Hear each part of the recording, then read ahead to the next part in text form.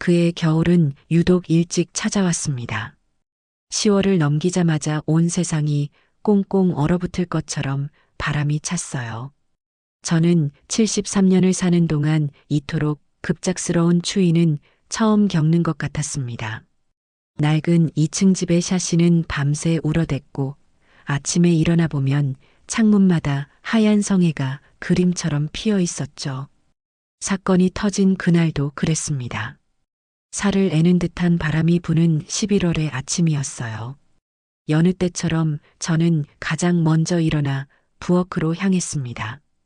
보글보글 된장찌개를 끓이고 고등어 한 손을 노릇하게 구워 아들 내외와 손주를 위한 아침상을 차렸습니다. 평생을 해온 일이지만 이제는 허리를 한번 펴는 것조차 쉽지 않은 나이가 되었어요. 재호야, 민우야, 아침 먹어라. 제 목소리에 아들 오재호가 부스스한 얼굴로 안방에서 나왔습니다. 45이나 먹은 아들이지만 제 눈에는 아직도 물가에 내놓은 어린아이 같기만 해요. 착하고 순하지만 좋게 말하면 다정하고 나쁘게 말하면 조금 무른 구석이 있는 아들이었죠. 그런 아들이 장가를 가서 토끼 같은 손주 오민우를 낳아주었을 때 저는 세상을 다 얻은 것 같았습니다. 며느리 문다은이 조금 사치스럽고 성격이 날카로운 면이 없지는 않았지만 그래도 아들이 좋다니 저도 군말 없이 한 지붕 아래서 식구로 받아들였습니다. 이 집은 남편이 평생 일궈 제게 남겨준 유산이자 제 인생 그 자체였으니까요. 아들 내외가 회사 근처에 작은 집이라도 얻어분가할 때까지는 제가 품어주는 것이 맞다고 생각했어요. 어머니, 좋은 아침이에요. 다은이는 속이 좀 안 좋다고 해서요. 먼저 먹겠습니다. 재호가 식탁에 앉으며 말했습니다. 며느리는 원래 아침잠도 많고 입도 짧은 편이라 그러려니 했어요. 민우가 방에서 뛰어나와 제 품에 안겼습니다. 할머니, 오늘 학교에서 만들기 한대요. 10살 배기 손주의 재롱에 팍팍하던 삶의 피로가 눈 녹듯 사라지는 기분이었습니다. 그렇게 평범하고 분주한 아침이 지나가고 있었어요. 재호가 출근 준비를 마치고 민우는 노란색 학원차를 타러 나갔습니다. 저는 설거지를 하고 있는데 안방에 있던 며느리가 재호에게 무언가 부탁하는 소리가 들렸어요. 여보, 나 어제 주문한 택배 온 거 없어요? 현관문 좀 봐줘요. 알았어. 금방 보고 올게. 재호가 현관으로 나가는가 싶더니 바로 그 순간이었습니다. 으악 하는 비명소리와 함께 쿵 하고 무언가 무겁게 넘어지는 소리가 들렸습니다. 제 심장이 덜컥 내려앉았어요. 고무장갑을 벗어 던지고 거실로 뛰쳐나가니 재호가 하얗게 질린 얼굴로 현관 밖에 쓰러진 며느리를 부축하고 있었습니다. 다은아, 여보, 괜찮아? 정신 좀 차려봐. 며느리는 눈을 꼭 감은 채 발목을 붙잡고 신음만 내뱉고 있었어요. 현관 앞 대리석 바닥에 밤사이 10개 깔렸던 살얼음이 문제였습니다. 그걸 미처 보지 못하고 슬리퍼 바람으로 나갔다가 크게 미끄러진 모양이었어요. 저는 정신을 차리고 빨리 119에 신고부터 하라고 소리쳤습니다. 재호는 벌벌 떨리는 손으로 휴대폰을 붙잡고 구급차를 불렀어요. 그 와중에도 며느리는 아픈 와중에 나 괜찮아요. 당신 놀랐잖아요 라며 재호의 얼굴을 쓰다듬는 여유를 보였습니다. 그 모습이 어쩐지 조금은 위화감이 느껴졌지만 경황이 없어 깊이 생각할 틈은 없었죠. 구급차가 도착하고 며느리는 들것에 실려 병원으로 향했습니다. 재호는 제게 집을 부탁한다는 말만 남기고 허둥지둥 구급차에 올라탔어요. 텅 빈 집에는 싸늘한 아침 공기와 엎질러진 택배 상자만이 뒹굴고 있었습니다. 저는 며느리가 크게 다치지 않았기만을 바라며 불안한 마음으로 아들의 연락을 기다렸습니다. 오후가 되어서야 재호에게서 전화가 왔습니다. 목소리가 잔뜩 잠겨 있었어요. 어머니, 큰일 났어요. 다은이 발목뼈에 금이 갔대요.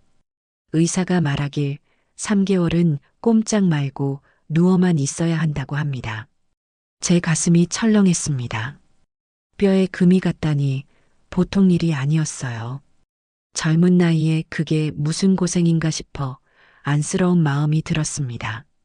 곧이어 재호와 며느리가 탄 택시가 집 앞에 섰습니다. 차에서 내리는 며느리의 모습에 저는 입을 다물지 못했어요. 오른쪽 다리 전체에 무릎까지 오는 통깁스를 하고 휠체어에 앉아 있었습니다. 재호는 그런 며느리를 조심스럽게 밀며 집으로 들어왔어요. 며느리는 금방이라도 울음을 터뜨릴 것 같은 얼굴로 저를 보며 말했습니다. 어머니, 죄송해요. 당분간은 꼼짝도 못하게 됐어요. 얘야, 죄송하긴. 사람이 살다 보면 다치기도 하는 거지. 몸조리 잘하는 게 제일 중요하다. 저는 며느리를 위로하며 안방 침대에 눕혔습니다. 그날부터 저희 집의 모든 것은 며느리, 문다은을 중심으로 돌아가기 시작했습니다. 재호는 아픈 아내의 병수발을 들어야 한다며 회사에 긴급 휴가를 냈어요. 그리고 저는 꼼짝 못하는 며느리를 대신해 온갖 집안일은 물론 삼시세끼 식사를 안방 침대로 대령하는 역할을 맡게 되었죠. 처음 며칠은 저도 며느리가 안쓰러운 마음에 정성껏 돌봤습니다. 하지만 시간이 흐를수록 뭔가 이상하다는 생각이 들기 시작했어요. 며느리의 요구는 날이 갈수록 교묘하고 까다로워졌습니다. 어머니, 국이 좀 식었네요. 펄펄 끓여서 다시 가져다 주시겠어요? 어머니, 갑자기 샤인머스켓이 먹고 싶어요. 재호 씨 시켜서 좀 사다 달라고 해주세요. 어머니, 저 심심한데 책 좀 읽어주세요. 목소리가 너무 작아요. 더 크게 읽어주세요. 과일은 껍질을 예쁘게 깎아 토끼 모양으로 만들어줘야 했고, 물 온도는 미지근하지도 뜨겁지도 않은 정확한 온도를 맞춰야 했습니다. 텔레비전 리모컨이 손만 뻗으면 닿을 거리에 있는데도 굳이 저를 불러 가져다 달라고 시키기 일쑤였어요. 재호는 그런 아내의 투정이 안쓰럽기만 한지 온갖 비위를 다 맞춰주며 옆에 붙어 있었습니다. 제가 힘들어서 조금이라도 표정이 굳어지면 아들은 제게 와서 조용히 말했어요. 어머니, 다은이 아파서 그러는 거잖아요. 조금만 이해해 주세요. 아픈 게 벼슬이라는 말이 이럴 때 쓰는 건가 싶었습니다. 하지만 제 아들이 저렇게까지 아내를 위하는데 제가 무슨 말을 더 하겠어요. 저는 그저 묵묵히 며느리의 시중을 들었습니다. 하지만 가장 저를 힘들게 한 것은 집안일이 아니었어요. 며느리가 저와 아들, 그리고 손주 민우를 대하는 태도가 미묘하게 달라졌기 때문입니다. 마치 자신이 이 집의 여왕이라도 된 것처럼 안방 침대에 누워 모든 것을 지시하고 통제하려 들었어요. 사건이 터지기 전날 저녁이었습니다. 제가 저녁상을 차려 며느리 방에 가져다 주자 며느리가 미간을 찌푸렸습니다. 어머니, 반찬이 이게 뭐예요? 온통 풀밭이잖아요. 고기 반찬은 없어요? 오늘 낮에 갈비찜 해주지 않았니? 저녁에는 담백하게 먹는 게 좋을 것 같아서. 지금 저보고 풀만 먹고 기운 내라는 말씀이세요? 안 그래도 아파서 서러운데 어머니 정말 너무하시네요. 그러면서 눈물을 뚝뚝 흘리는데 옆에 있던 재호가 안절부절 못하며 제게 핀잔을 줬습니다. 어머니, 환자한테 어떻게 이러실 수 있어요? 당장 나가서 고기라도 사오겠습니다. 결국 아들은 밤늦게 문을 연 정육점을 찾아 헤맸고 저는 아픈 다리를 이끌고 다시 부엌으로 가야 했습니다. 제가 이 집의 주인인지 아니면 돈 한 푼 받지 못하는 간병인인지 헷갈릴 지경이었어요. 서러운 마음에 눈물이 핑 돌았지만 손주를 생각하며 꾹 참았습니다. 그리고 다음 날 제 마음속 의심에 불을 지핀 결정적인 사건이 일어났습니다. 그날따라 유난히 칭얼대는 며느리의 시중을 드느라 오전 내내 정신이 없었어요. 오후가 되어서야 겨우 한숨을 돌리는데 학교를 마치고 온 민우가 제게 달려왔습니다. 할머니, 엄마가 목마르다고 해서 물 가져다 주려고 했는데 민우의 목소리가 기어 들어갔습니다. 아이의 눈에는 눈물이 그렁그렁 맺혀 있었어요. 무슨 일이냐고 묻자 민우는 울음을 터뜨렸습니다. 안방에서 며느리에게 물을 가져다 주다가 쟁반을 들고 뒤돌아서는 과정에서 물 몇 방울을 며느리의 이불에 떨어뜨린 모양이었어요. 안방 쪽에서 며느리의 날카로운 목소리가 들려왔습니다. 너 지금 일부러 그랬지? 엄마 아픈데 더 아프라고 일부러 그런 거 아니야. 보기 싫으니까 당장 네 방으로 들어가. 아이에게 소리치는 목소리에는 아픈 사람의 기색이라고는 찾아볼 수 없는 짜증과 분노가 가득했습니다. 저는 민우를 제 방으로 데리고 와 꼭 안아주었습니다. 아이는 제 품에 안겨 한참을 끄끄거리며 울었어요. 저는 아이의 등을 토닥이며 달래주었습니다. 괜찮아, 민우야. 엄마가 아파서 예민해서 그래. 우리 민우가 이해해주자. 하지만 제 위로는 아무런 힘이 되지 못했습니다. 한참을 울던 민우가 고개를 들고 충격에 휩싸인 제 눈을 똑바로 쳐다보며 말했습니다. 아이의 목소리는 작았지만 그 안에 담긴 확신은 그 어떤 외침보다도 컸습니다. 아니에요, 할머니. 할머니, 엄마 아픈 거 다 거짓말 같아요. 손주 민우의 그 한마디는 제 늙은 심장에 박힌 작은 가시 같았습니다. 아이의 입에서 나온 말이라고 치부하기엔 그렁그렁한 눈물 속에 담긴 확신이 너무나도 선명했어요. 저는 아무 대답도 하지 못하고 그저 아이의 등을 한참이나 쓸어주었습니다. 아이들은 어른들이 보지 못하는 진실의 이면을 볼 때가 있다고들 하죠. 어쩌면 제 눈과 귀를 가리고 있던 며느리가 아프다는 대전제가 실은 모래 위에 지은 성처럼 허술한 것이었을지도 모른다는 생각이 처음으로 들었습니다. 그날 밤 저는 잠을 이룰 수가 없었습니다. 천장에서 삐걱거리는 소리 하나에도 온 신경이 곤두섰어요. 제 인생은 정직과 성실 그 두 단어로 요약할 수 있었습니다. 새벽에 일어나 시장 좌판을 열고 해가 져야만 집에 돌아와 밥을 짓는 삶을 수십 년간 반복하며 자식들을 키웠습니다. 거짓말은 좀도둑보다 나쁜 것이라 배웠고 그렇게 가르쳤어요. 그런데 제 집, 제 아들의 아내, 제 손주의 어미가 식구 모두를 상대로 연극을 하고 있다니 차마 믿고 싶지 않은 끔찍한 가정이었습니다. 다음 날 아침부터 저는 달라지기로 마음먹었습니다. 섣불리 의심을 드러내서는 안 됩니다. 뱀처럼 지혜롭게 그리고 여우처럼 은밀하게 움직여야 했어요. 저는 평소보다 훨씬 더 살갑고 상냥한 시어머니를 연기하기 시작했습니다. 아가, 어젯밤엔 잠 좀 잘 잤니? 어디 불편한 데는 없었고? 안방 침대에 누워 스마트폰을 만지작거리던 며느리는 제 목소리에 잠시 놀란 듯 했지만 이내 특유의 가녀린 표정을 지으며 대답했어요. 네, 어머니. 그런데 새벽에 발목이 너무 쑤셔서 몇 번이나 깼어요. 꿈에서 누가 제 다리를 잡아당기는 것 같았다니까요.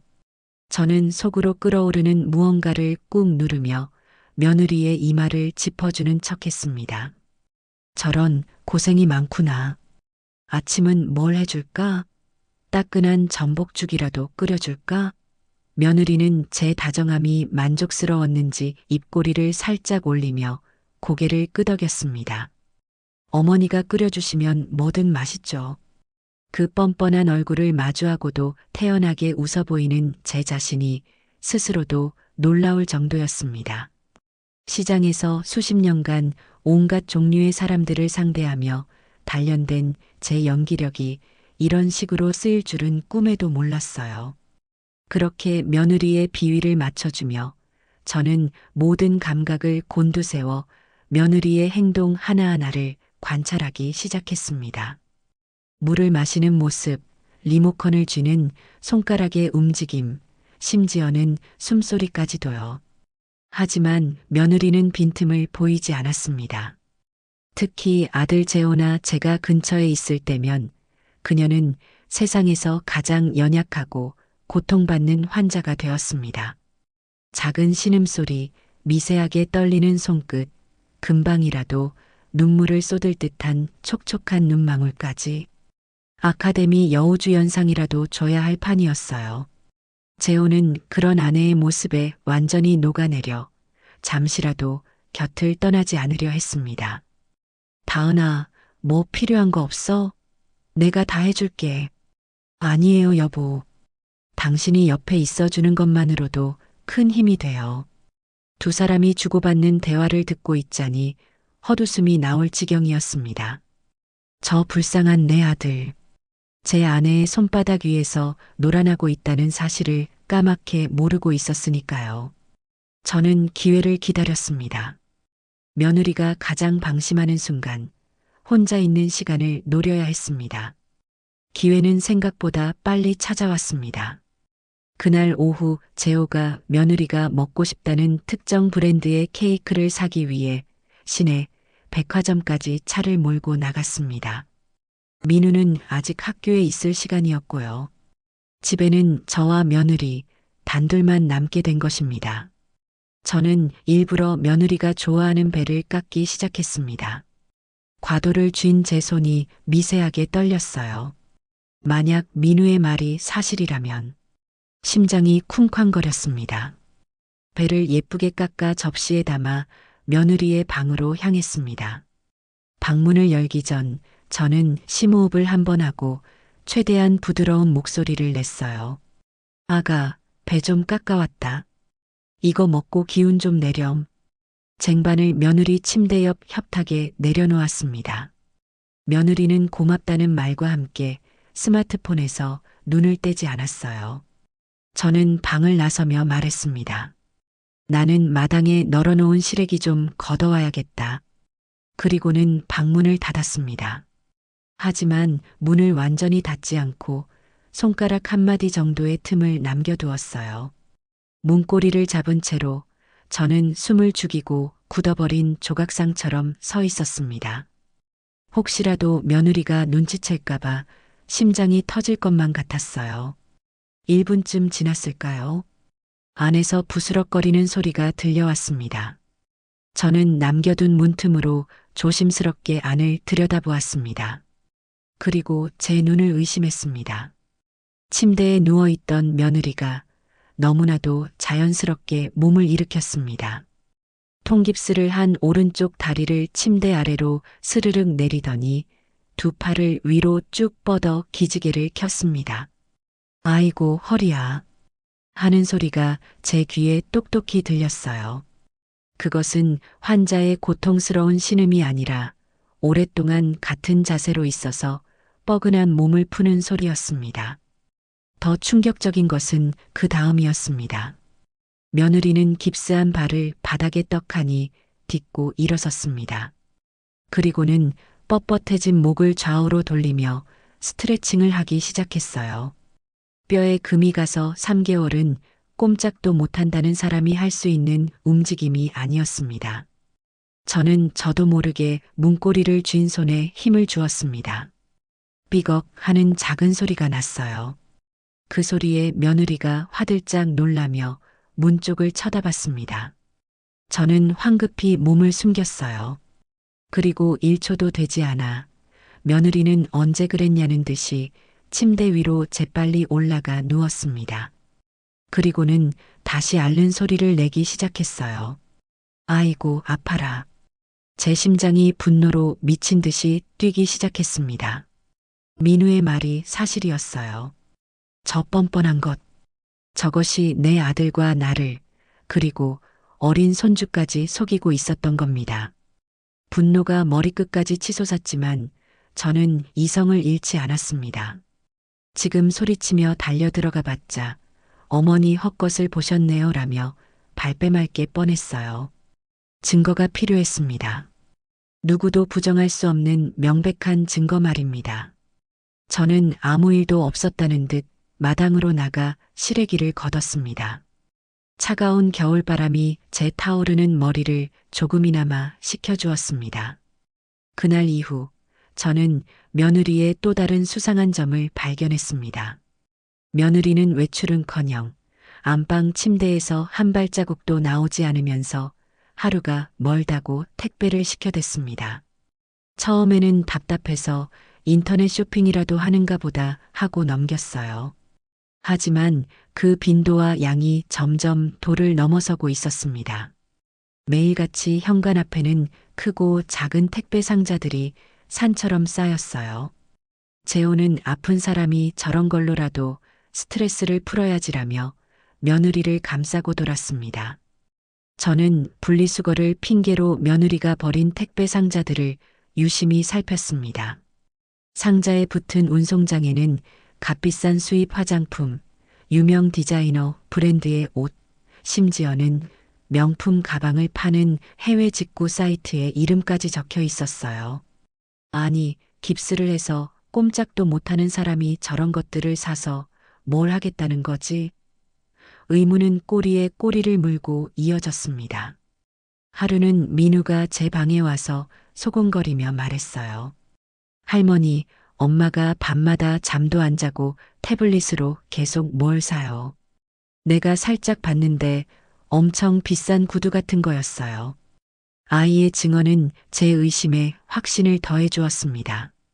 결정적인 증거를 잡아야겠다고 결심한 것은 바로 그날 밤이었습니다. 저는 모두가 잠들기만을 기다렸습니다.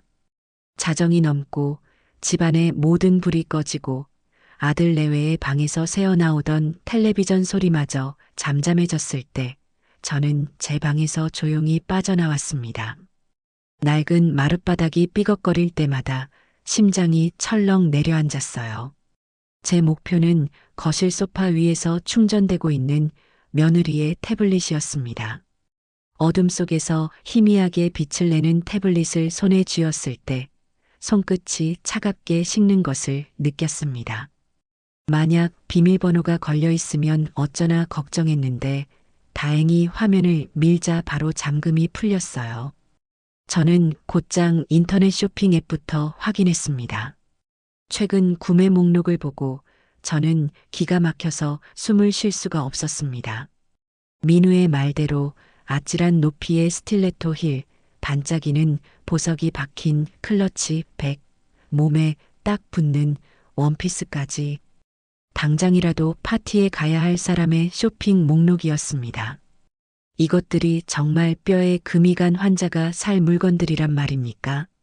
분노를 삼키며 다른 앱들을 살피던 중 제 눈에 익숙한 아이콘이 들어왔습니다.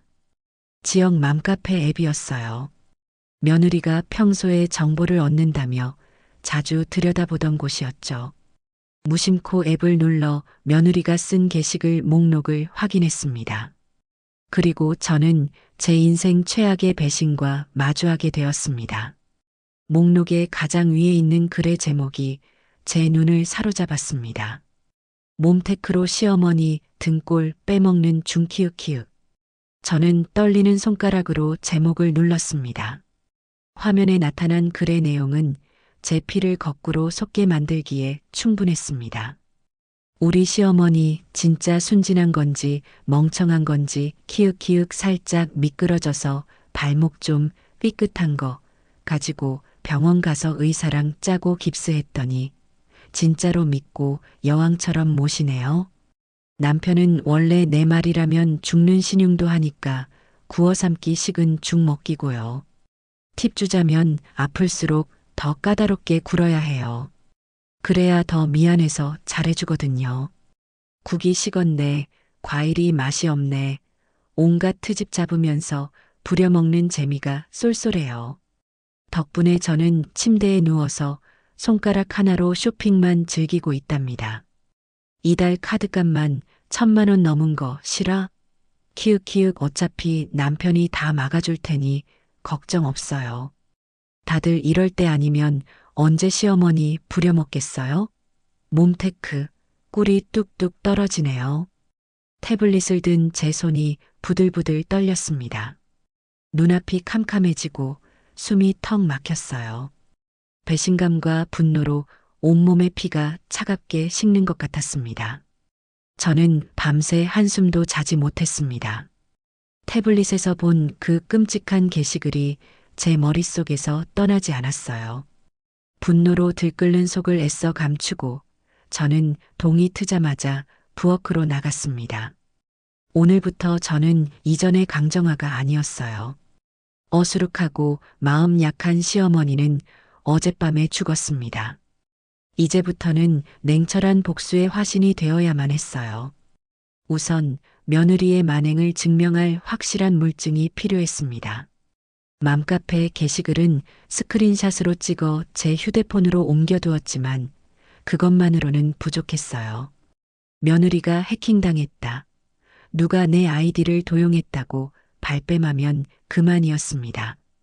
며느리가 두 발로 멀쩡히 걷고 심지어는 춤까지 추는 모습을 영상으로 담아야만 했습니다. 그래야만 제 아들, 저 가여운 재호의 눈을 뜨게 해줄 수 있을 테니까요. CCTV를 설치하는 것이 가장 확실한 방법이었습니다. 하지만 대놓고 보안을 위해 CCTV를 설치하자고 하면 제 아무리 멍청한 며느리라도 의심을 품을 게 뻔했어요. 경계심을 품은 쥐는 덫에 걸리지 않는 법입니다. 저는 며느리가 전혀 눈치채지 못할 아주 자연스러운 방법을 사용해야만 했습니다. 며칠간 머리를 싸매고 고민하던 제게 TV 광고 하나가 번뜩이는 아이디어를 주었습니다. 아이들을 위한 최신 장난감 광고였어요. 스스로 움직이며 주변을 촬영하는 기능이 있는 작은 로봇 장난감이었죠. 바로 저거다. 저는 무릎을 쳤습니다. 며칠 뒤 저는 큰 상자를 들고 집으로 들어왔습니다. 마침 거실 소파에 앉아 텔레비전을 보던 재호와 며느리가 제게 시선을 돌렸어요. 어머니, 그게 다 뭐예요? 저는 상자를 거실 테이블 위에 내려놓으며 활짝 웃었습니다. 별거 아니다. 다음 주면 우리 민우 생일이지 않니? 미리 선물 하나 장만했다. 민우는 상자를 보더니 신이 나서 달려왔습니다. 와, 할머니, 이게 뭐예요? 저는 민우와 함께 상자를 풀었습니다. 상자 안에서는 하얗고 동그란 로봇 장난감이 나왔어요. 민우는 좋아서 방방 뛰었습니다. 저는 민우에게 로봇 사용법을 알려주는 척하며 자연스럽게 제 계획을 실행에 옮겼습니다. 민우야, 이 로봇은 우리 집을 지키는 꼬마 경찰관이야. 거실을 돌아다니면서 나쁜 도둑이 오는지 안 오는지 감시하는 거지. 그러니까 항상 저기 거실장이 잘 보이는 곳에 둬야 한다. 알았지? 저는 거실 소파 맞은편, 집안 전체가 가장 잘 조망되는 책장 한가운데에 로봇을 올려두었습니다. 며느리는 그저 아이들 장난감이라고 생각했는지 시시하다는 표정으로 별 관심을 보이지 않았어요. 아들 재호는 어머니도 참 민우가 저런 걸 가지고 놀 나이는 지났어요 라며 웃을 뿐이었습니다. 완벽한 시작이었어요. 그 누구도 저 하얀 플라스틱 덩어리가 자신들의 안락한 거짓말을 산산조각 낼 무시무시한 증거 수집 장치라는 사실을 상상조차 하지 못했습니다. 저는 그날부터 며느리에게 혼자만의 시간을 만들어주기 위해 의식적으로 노력했습니다. 재호야, 너도 매일 병수발만 드느라 고생이 많다. 오늘은 엄마랑 같이 시장 가서 바람이라도 쐬고 오자. 민우야, 할머니랑 같이 공원 가서 배드민턴 칠까? 등등 온갖 핑계를 대서 아들과 손주를 집 밖으로 데리고 나갔습니다. 집에 며느리가 혼자 남게 되었을 때 꼬마 경찰관 로봇은 자신의 임무를 충실하게 수행하기 시작했습니다. 처음으로 메모리 카드를 빼서 영상을 확인하던 순간을 저는 잊을 수가 없습니다. 시장에 다녀온 뒤 저는 민우에게 로봇이 배터리가 다 됐나 보다. 할머니가 충전해 줄게라며 자연스럽게 로봇을 제 방으로 가져왔습니다. 떨리는 손으로 작은 메모리 카드를 뽑아 낡은 노트북에 꽂았습니다. 그리고 재생 버튼을 눌렀어요. 화면에 거실의 모습이 나타났습니다. 처음 몇 분간은 아무 움직임도 없었어요. 혹시 내 생각이 틀렸나? 하는 불안감이 엄습할 때쯤 안방문이 열리고 며느리가 모습을 드러냈습니다. 저는 제 눈앞에 펼쳐지는 광경에 숨을 멈췄습니다. 며느리는 깁스를 하고 있지 않았습니다. 자세히 보니 그녀가 하고 있던 것은 통깁스가 아니라 찍찍이로 쉽게 탈부착이 가능한 깁스 부츠였어요. 며느리는 현관에 서서 부츠를 성가시다는 듯 벗어 던졌습니다. 그리고는 맨발로 거실을 활보하기 시작했어요. 조금의 절뚝거림도 없는 너무나도 정상적이고 완벽한 걸음걸이였습니다. 며느리는 냉장고로 가더니 평소에는 맵고 짜서 쳐다보지도 못한다던 떡볶이를 꺼내 전자레인지에 데웠습니다. 그리고는 소파에 벌러덩 누워 태블릿으로 드라마를 보며 떡볶이를 맛있게 먹기 시작했어요. 분노가 치밀어 올랐지만 저는 영상을 끄지 않았습니다. 며느리의 만행은 거기서 그치지 않았습니다. 떡볶이를 다 먹은 그녀는 갑자기 신나는 음악을 틀고 춤을 추기 시작했습니다. 아이돌 그룹의 춤을 따라하는 모습은 며칠 전 제 앞에서 다리가 아프다며 눈물을 글썽이던 그 환자와는 전혀 다른 사람이었습니다. 심지어는 거실 바닥에 요가 매트까지 깔고 고난도의 요가 동작을 선보이기도 했어요. 저는 노트북 화면을 주먹으로 내리치고 싶은 충동을 간신히 참았습니다. 저것이 인간의 탈을 쓰고 할 짓이란 말입니까? 며칠에 걸쳐 수집된 영상 속에는 며느리의 가증스러운 이중생활이 빠짐없이 기록되어 있었습니다. 친구와 영상 통화를 하며 제 흉을 보는 모습, 우리 시어머니는 내가 시키는 대로 다 하는 ATM 기계나 마찬가지야 라며 낄낄거리는 목소리. 새로 산 명품 구두를 신고 거울 앞에서 패션쇼를 하는 모습까지 하루하루 증거가 쌓여갈수록 제 마음속에서는 며느리에 대한 일말의 동정심마저 완전히 사라지고 차가운 경멸과 복수심만이 남았습니다. 그리고 마침내 이 모든 사건의 배후를 짐작하게 할 결정적인 단서가 포착되었습니다. 그날도 저는 재호와 함께 병원에 다녀온다는 핑계를 대고 집을 비웠습니다. 돌아와서 영상을 확인하는데 며느리가 거실에서 누군가와 심각한 표정으로 통화를 하고 있었습니다. 로봇 장난감의 성능은 생각보다 뛰어나 음성까지 선명하게 녹음되어 있었어요. 김 실장님, 저예요. 네네. 일은 아주 순조롭게 잘 진행되고 있어요. 우리 남편이랑 시어머니는 제가 진짜로 다리 부러진 줄 알아요. 조금만 더 버티면 돼요. 김 실장? 처음 들어보는 이름이었습니다. 며느리의 목소리가 조금 더 낮아졌습니다. 그런데 자꾸 그렇게 이자 독촉하시면 저도 곤란해요. 제가 지금 돈이 어디 있어요. 조금만 기다려 달라니까요. 이번 해상에 보험금만 제대로 나오면 실장님 돈부터 깨끗하게 해결해 드릴게요. 액수가 꽤 크니까 한몫 단단히 챙겨 드릴 수 있다고요. 그러니까 며칠만 더 시간을 주세요. 네. 아, 알았어요. 끊어요.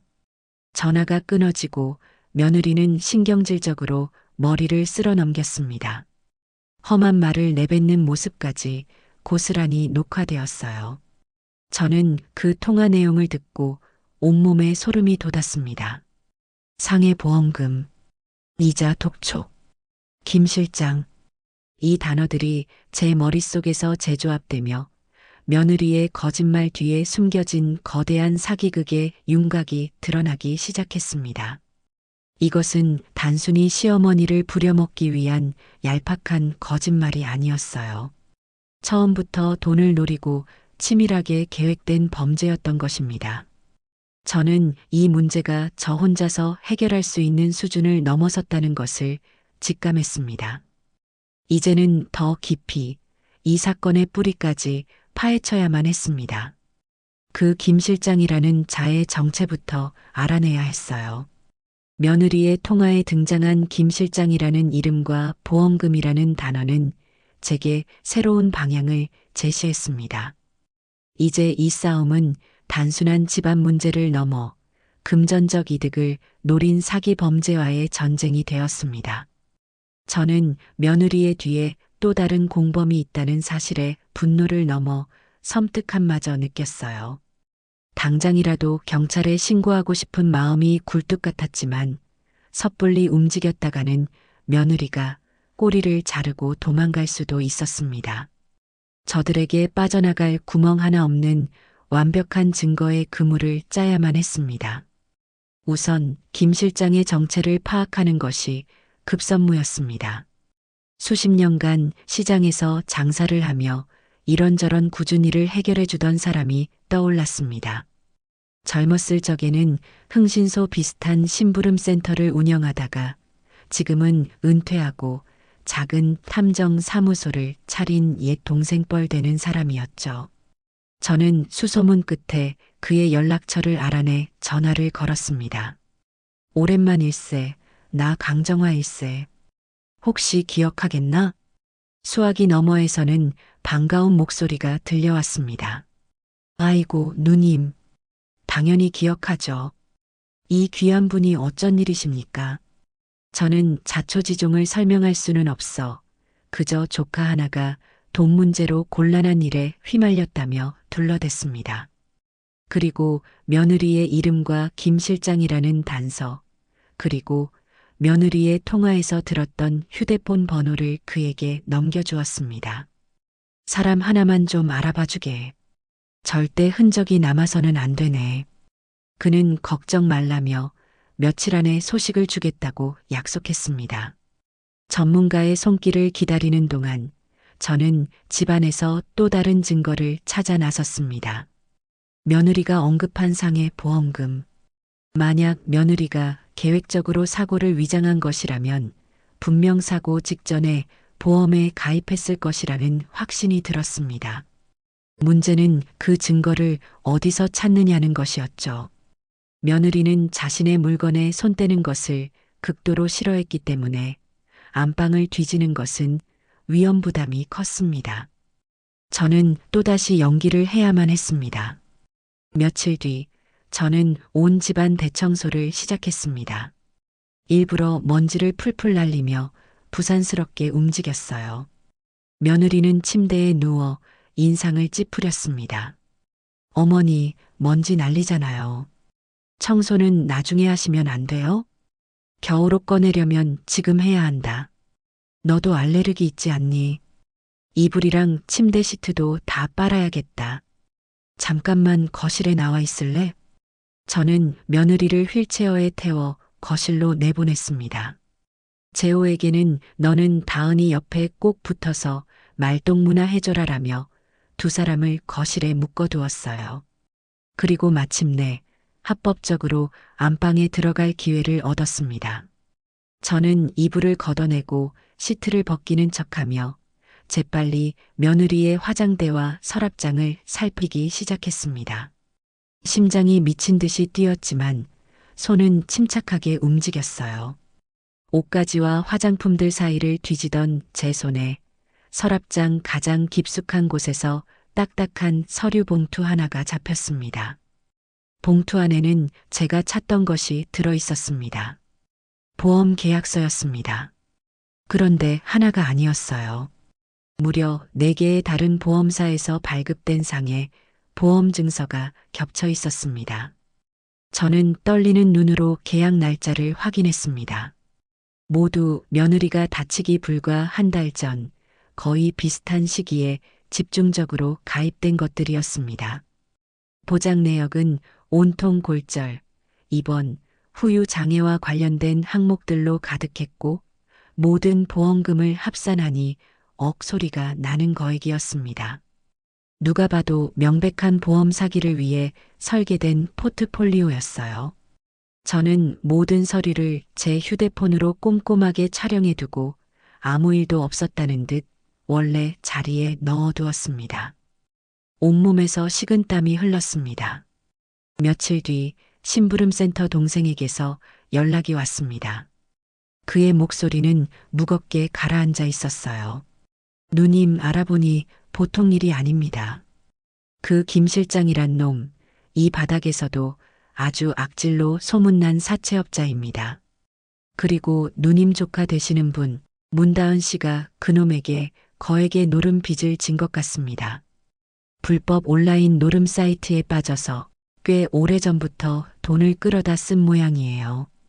그의 설명은 제가 찾은 보험 서류와 정확하게 맞아떨어졌습니다. 노름 빚에 시달리던 며느리가 사채업자와 짜고 보험 사기를 통해 한몫 챙겨 빚을 청산하려 했던 것입니다. 이 모든 사기극의 전모가 제 눈앞에 그려졌습니다. 소름 끼치는 진실에 몸서리를 치다가 저는 문득 한 가지 사실을 깨달았습니다. 며느리가 최근에 사들인 그 수많은 명품들, 그리고 아들 재호의 태도, 설마 불길한 예감이 제 심장을 옥죄어 왔습니다. 저는 그동안 애써 외면해왔던 마지막 퍼즐 조각을 확인해야만 했습니다. 바로 제 아들 재호의 통장이었습니다. 아들이 며느리의 사기 행각에 직접 가담했다고는 생각하지 않았습니다. 하지만 저 순진하고 물러터진 아들이 며느리의 거짓말에 속아 경제적으로까지 이용당하고 있을지도 모른다는 불안감을 떨칠 수가 없었어요. 저는 그날 저녁 아들을 떠보기로 했습니다. 재호야, 요즘 회사에서 보너스라도 받았니? 돈 씀씀이가 부쩍 커진 것 같구나. 다은이한테 선물도 자주 해주는 것 같고. 제 말에 재호는 당황한 기색이 역력했습니다. 아, 아니에요, 어머니. 그냥 다은이가 아프니까 기분 전환이라도 시켜주려고. 얼버무리는 아들의 모습을 보니 제 예상이 틀리지 않았다는 확신이 들었습니다. 저는 더 이상 망설일 수가 없었습니다. 아들이 잠든 깊은 밤, 저는 아들의 지갑에서 몰래 통장을 꺼냈습니다. 그리고 다음 날 아침 일찍 은행으로 향했습니다. 통장 정리 기계 앞에 서서 저는 두 눈을 질끈 감았다 떴습니다. 제발, 제발 아니기를 바랐습니다. 하지만 기계에서 나온 통장 내역은 제 마지막 희망마저 산산조각 냈습니다. 지난 몇 달간 아들의 월급 통장은 물론 결혼할 때 쓰라며 제가 보태주었던 적금 통장에서까지 매달 수백만 원씩, 때로는 1,000만 원이 넘는 거액이 아내 병원비, 생활비 등의 명목으로 빠져나가고 있었습니다. 며느리가 맘카페에 자랑했던 카드값 1,000만 원이 바로 이 돈이었던 것입니다. 며느리는 자신의 노름빚과 사치스러운 생활을 아들이 벌어온 돈과 제 돈으로 막고 있었던 겁니다. 저는 통장을 든 채 그 자리에 주저앉을 뻔했습니다. 이제 모든 증거는 제 손안에 들어왔습니다. 며느리가 멀쩡하게 걷고 춤추는 영상, 몸테크를 자랑하던 맘카페 게시글, 사채업자와의 통화 녹음, 사고 직전에 가입한 보험 서류, 그리고 제 아들의 피 같은 돈이 흘러들어간 통장 내역까지. 이 정도면 저 악마 같은 며느리를 사회에서 매장해버리기에 충분하고도 남았습니다. 저는 집으로 돌아오는 내내 어떻게 복수할 것인지를 생각했습니다. 단순히 이혼시키고 내쫓는 것만으로는 분이 풀리지 않았어요. 저 여자가 가장 소중하게 생각하는 것, 바로 돈과 체면을 한꺼번에 짓밟아줘야만 했습니다. 그리고 제 아들 재호에게도 이 끔찍한 진실을 어떻게 알려줘야 할지 머릿속이 복잡하게 얽혀 들어갔습니다. 저는 밤새 그 증거들을 앞에 두고 고민에 잠겼습니다. 당장이라도 이 모든 것을 터뜨려 저 악마 같은 며느리의 가면을 벗겨버리고 싶다는 분노와 아무것도 모르는 아들이 받게 될 충격과 상처를 걱정하는 어미의 마음이 속에서 천번만번을 싸웠습니다. 결국 저는 후자를 택했습니다. 적어도 마지막 노력은 해봐야 했어요. 저 가여운 아들이 스스로의 눈으로 진실의 편에 설 수 있도록 제가 먼저 손을 내밀어 주어야 한다고 생각했습니다. 제 아들은 그저 너무나도 아내를 사랑한 죄밖에 없었으니까요. 다음 날 저는 일부러 평소보다 더 정성껏 저녁상을 차렸습니다. 아들이 좋아하는 LA 갈비를 굽고 뜨끈한 해물 순두부찌개를 끓였어요. 어색한 침묵 속에서 식사를 마친 후 저는 며느리가 잠시 텔레비전에 정신이 팔린 틈을 타 아들을 조용히 불렀습니다. 재호야, 내 방에 가서 차나 한잔 하자꾸나. 제 목소리에는 애써 감춘 긴장감이 묻어났습니다. 재호는 무언가 예감했는지 마지못해 자리에서 일어나 저를 따라 방으로 들어왔어요. 저는 따뜻한 국화차를 아들 앞에 놓아주며 조심스럽게 운을 뗐습니다. 처음부터 모든 것을 쏟아내는 대신 아들이 스스로 생각의 물꼬를 틀 수 있도록 잔잔한 돌멩이를 던져보기로 했어요. 재호야, 너 요즘 힘든 일은 없니? 회사 일은 괜찮고? 네, 어머니. 괜찮아요. 그런데 그건 왜요? 아니다. 그냥 네 얼굴이 말이 아닌 것 같아서 그런다. 매일 다은이 옆에 붙어서 병수발 드느라 너까지 몸이 축나는 것 같구나. 회사 일에, 집안 일에 네가 어깨에 짊어진 짐이 너무 무거운 것 같아서 애미 마음이 좋지 않다. 제 진심 어린 걱정에 재호의 표정이 조금은 부드러워졌습니다.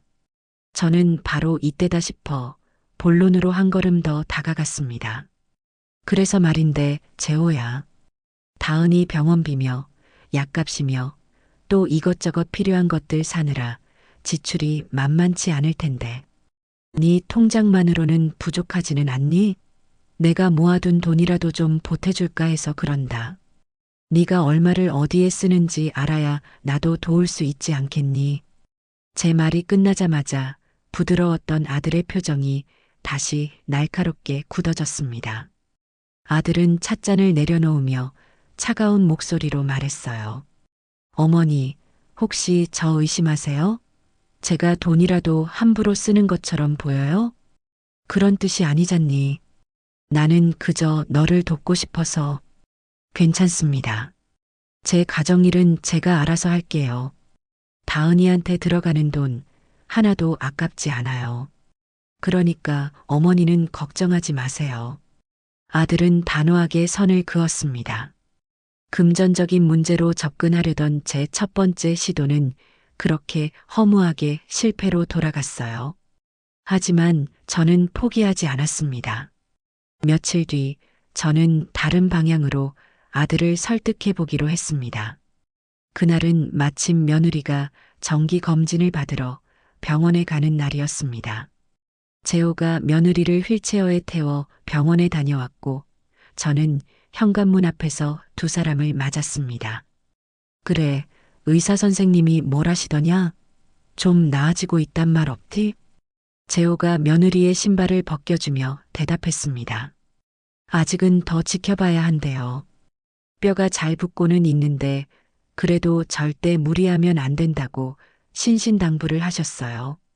저는 짐짓 놀란 표정을 지으며 말했습니다. 이상하다. 내가 보기엔 우리 아가가 하루가 다르게 좋아지는 것 같은데 얼굴색도 그렇고 밥 먹는 것만 봐도 기운이 넘치는 것 같아 보이거든. 의사 선생님이 너무 과잉 진료를 하시는 거 아니냐? 제 말에 재호 대신 휠체어에 앉아있던 며느리가 먼저 반응했습니다.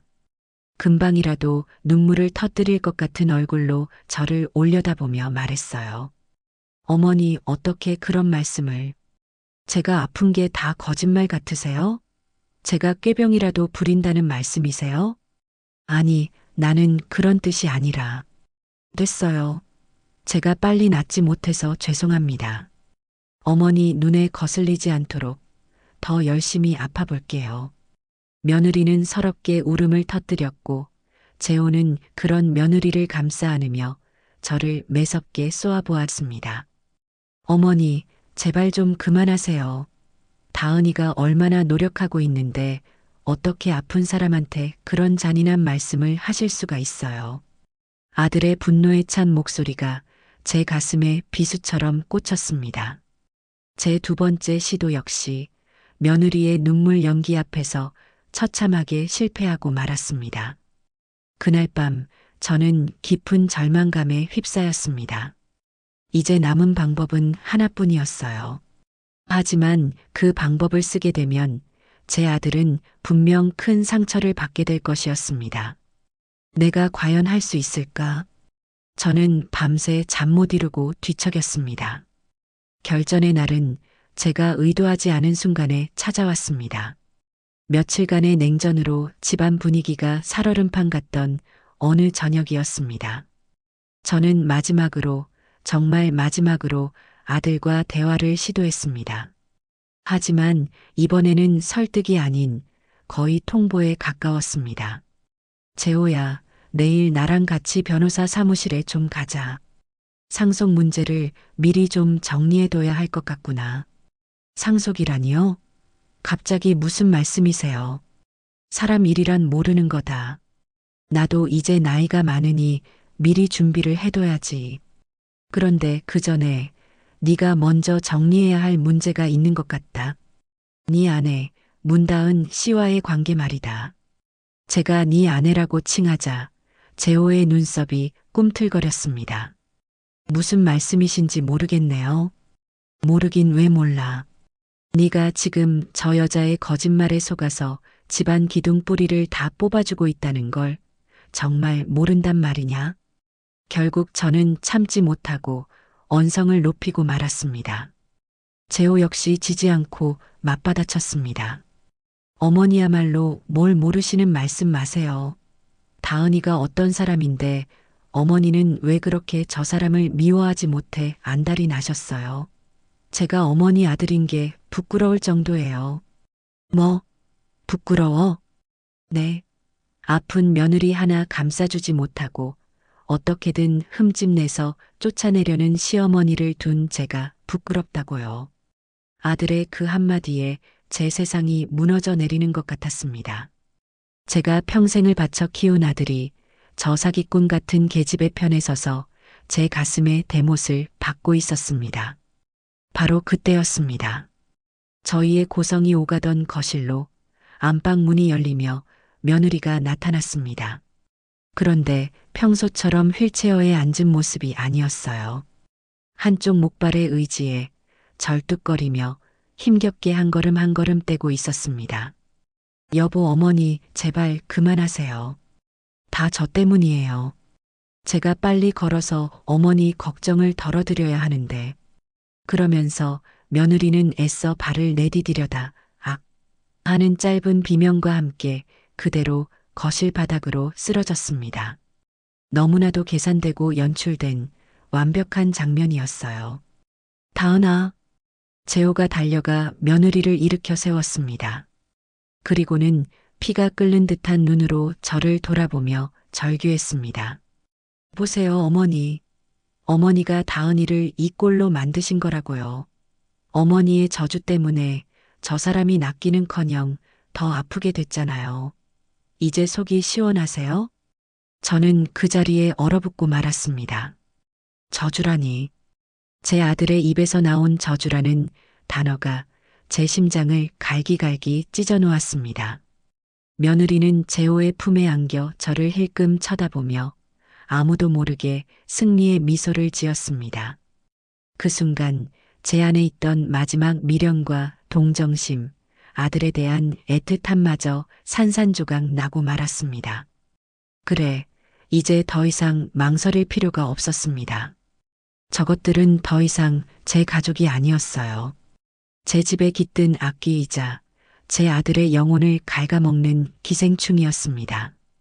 저는 차갑게 식어버린 눈으로 두 사람을 바라보며 마음속으로 되뇌었습니다. 그래, 너희들. 내가 진짜 지옥이 무엇인지 보여주마. 아주 처절하게, 뼛속까지 후회하게 만들어주마.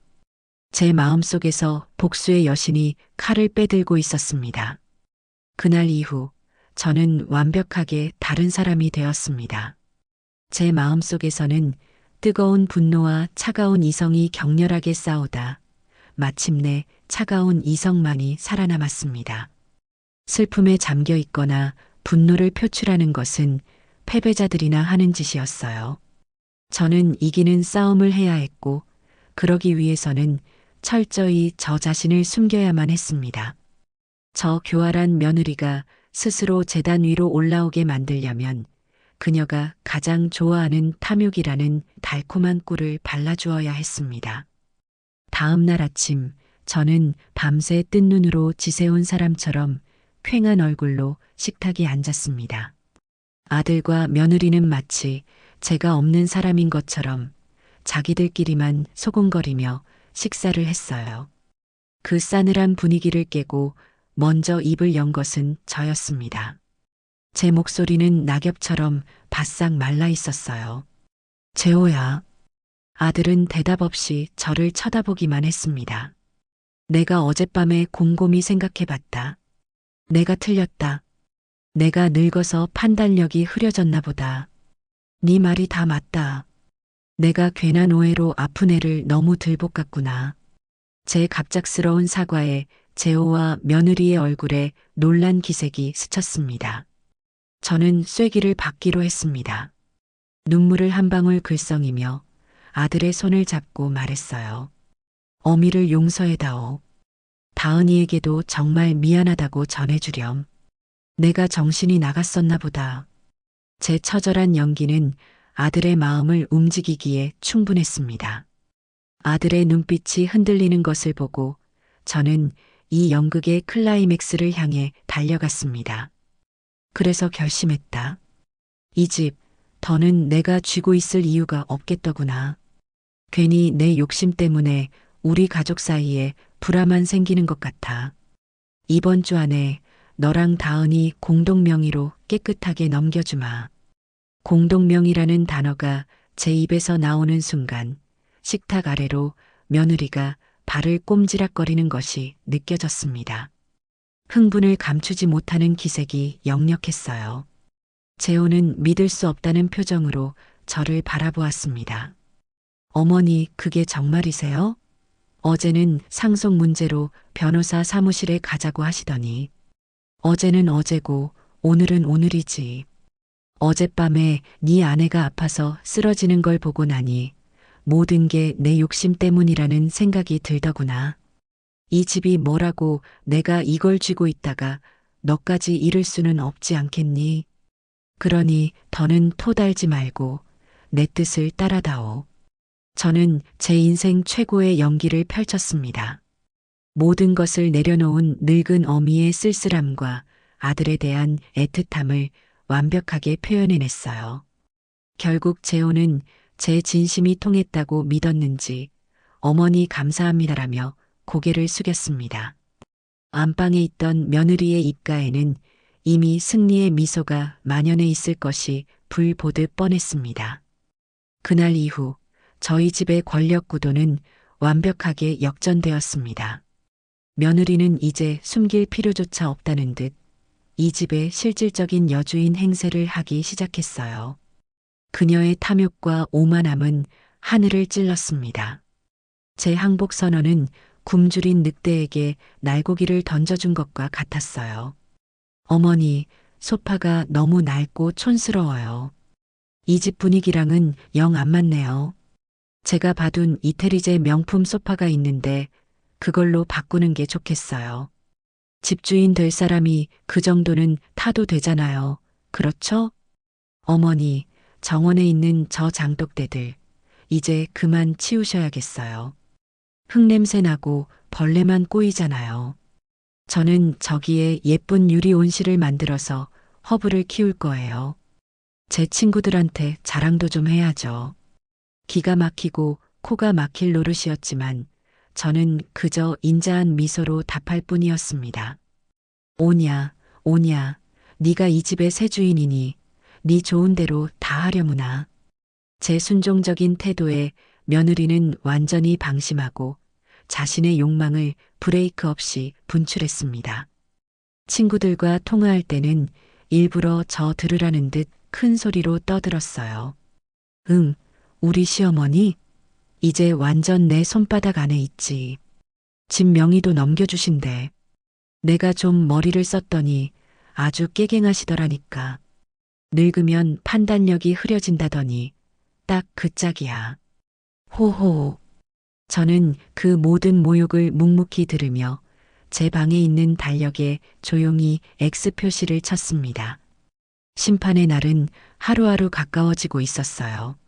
마침내 저는 계획의 마지막 퍼즐을 맞추기 시작했습니다.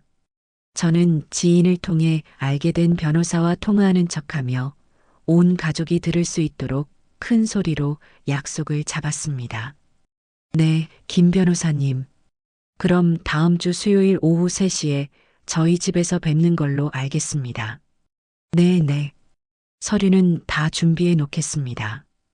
통화를 끊고 저는 거실에 있는 재호와 며느리를 향해 선언했습니다. 다음 주 수요일에 변호사님이 오시기로 했다. 그날 도장 찍고 모든 걸 마무리 짓자. 그날은 우리 가족에게 새로운 역사가 시작되는 날이니 내가 아주 푸짐하게 잔치상을 차려마. 다 같이 모여서 축하 파티를 하는 거다. 파티라는 단어에 며느리의 얼굴은 욕망으로 활활 타오르는 것 같았습니다. 재호 역시 오랜만에 찾아온 평화에 안심하며 제 제안에 기쁘게 동의했어요. 네, 어머니. 정말 좋은 생각이에요. 다은이도 그날은 기분이 좋아서 아픈 것도 잊을 수 있겠네요. 그럼요, 여보. 어머니께서 이렇게까지 해주시는데 제가 힘을 내야죠. 정말 기대되네요. 가증스러운 목소리로 재호에게 아양을 떠는 며느리의 모습을 저는 차가운 눈으로 지켜보았습니다. 그래, 실컷 기대하려무나. 네 인생에서 가장 비싸고 가장 끔찍한 파티가 될 테니 남은 며칠 동안 저는 제 인생에서 가장 중요한 연극을 준비했습니다. 시장에 가서 가장 신선한 재료를 사고 집안 구석구석을 쓸고 닦았습니다. 그것은 희망을 위한 준비가 아니라 더러운 것들을 깨끗이 쓸어내기 위한 장례 준비와도 같았습니다. 제 마음속에서는 이미 저 악랄한 며느리에 대한 사형 선고가 내려져 있었습니다. 운명의 수요일이 밝았습니다. 그날 아침 하늘은 이상하리만치 맑고 푸르렀습니다.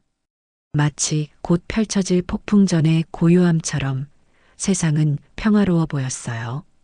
저는 새벽같이 일어나 몸을 정갈이하고 부엌으로 향했습니다. 제 손이 닿을 수 있는 가장 좋은 재료들로 제 인생 마지막이 될지도 모를 만찬을 준비하기 시작했습니다. 갈비는 핏물을 빼고 정성껏 양념에 재웠고 잡채에 들어갈 채소들은 머리카락처럼 가늘게 채 썰었습니다. 부엌에서 풍겨나오는 맛있는 냄새는 이 집에 곧 닥쳐올 비극의 서막을 감추는 향기로운 장막과도 같았어요. 아들 재호는 제 기분을 살피며 말했습니다. 어머니, 오늘 정말 기분이 좋아 보이세요. 콧노래까지 다 부르시고. 저는 아들을 돌아보며 온화하게 웃었습니다. 그럼 좋고 말고. 오늘 묵은 체증이 싹 내려갈 텐데 어찌 기쁘지 않겠니? 아들은 그 말의 진짜 의미를 알아채지 못한 채 그저 해맑게 따라 웃었습니다. 그 순진한 얼굴을 보니 가슴 한쪽이 아려왔지만 저는 고개를 저었습니다. 지금은 약해져서는 안 될 때였습니다. 오후가 되자 집안은 잔치 분위기로 무르익었습니다. 저는 막 부친 따끈한 녹두전과 호박전을 접시에 담아내고 있었어요.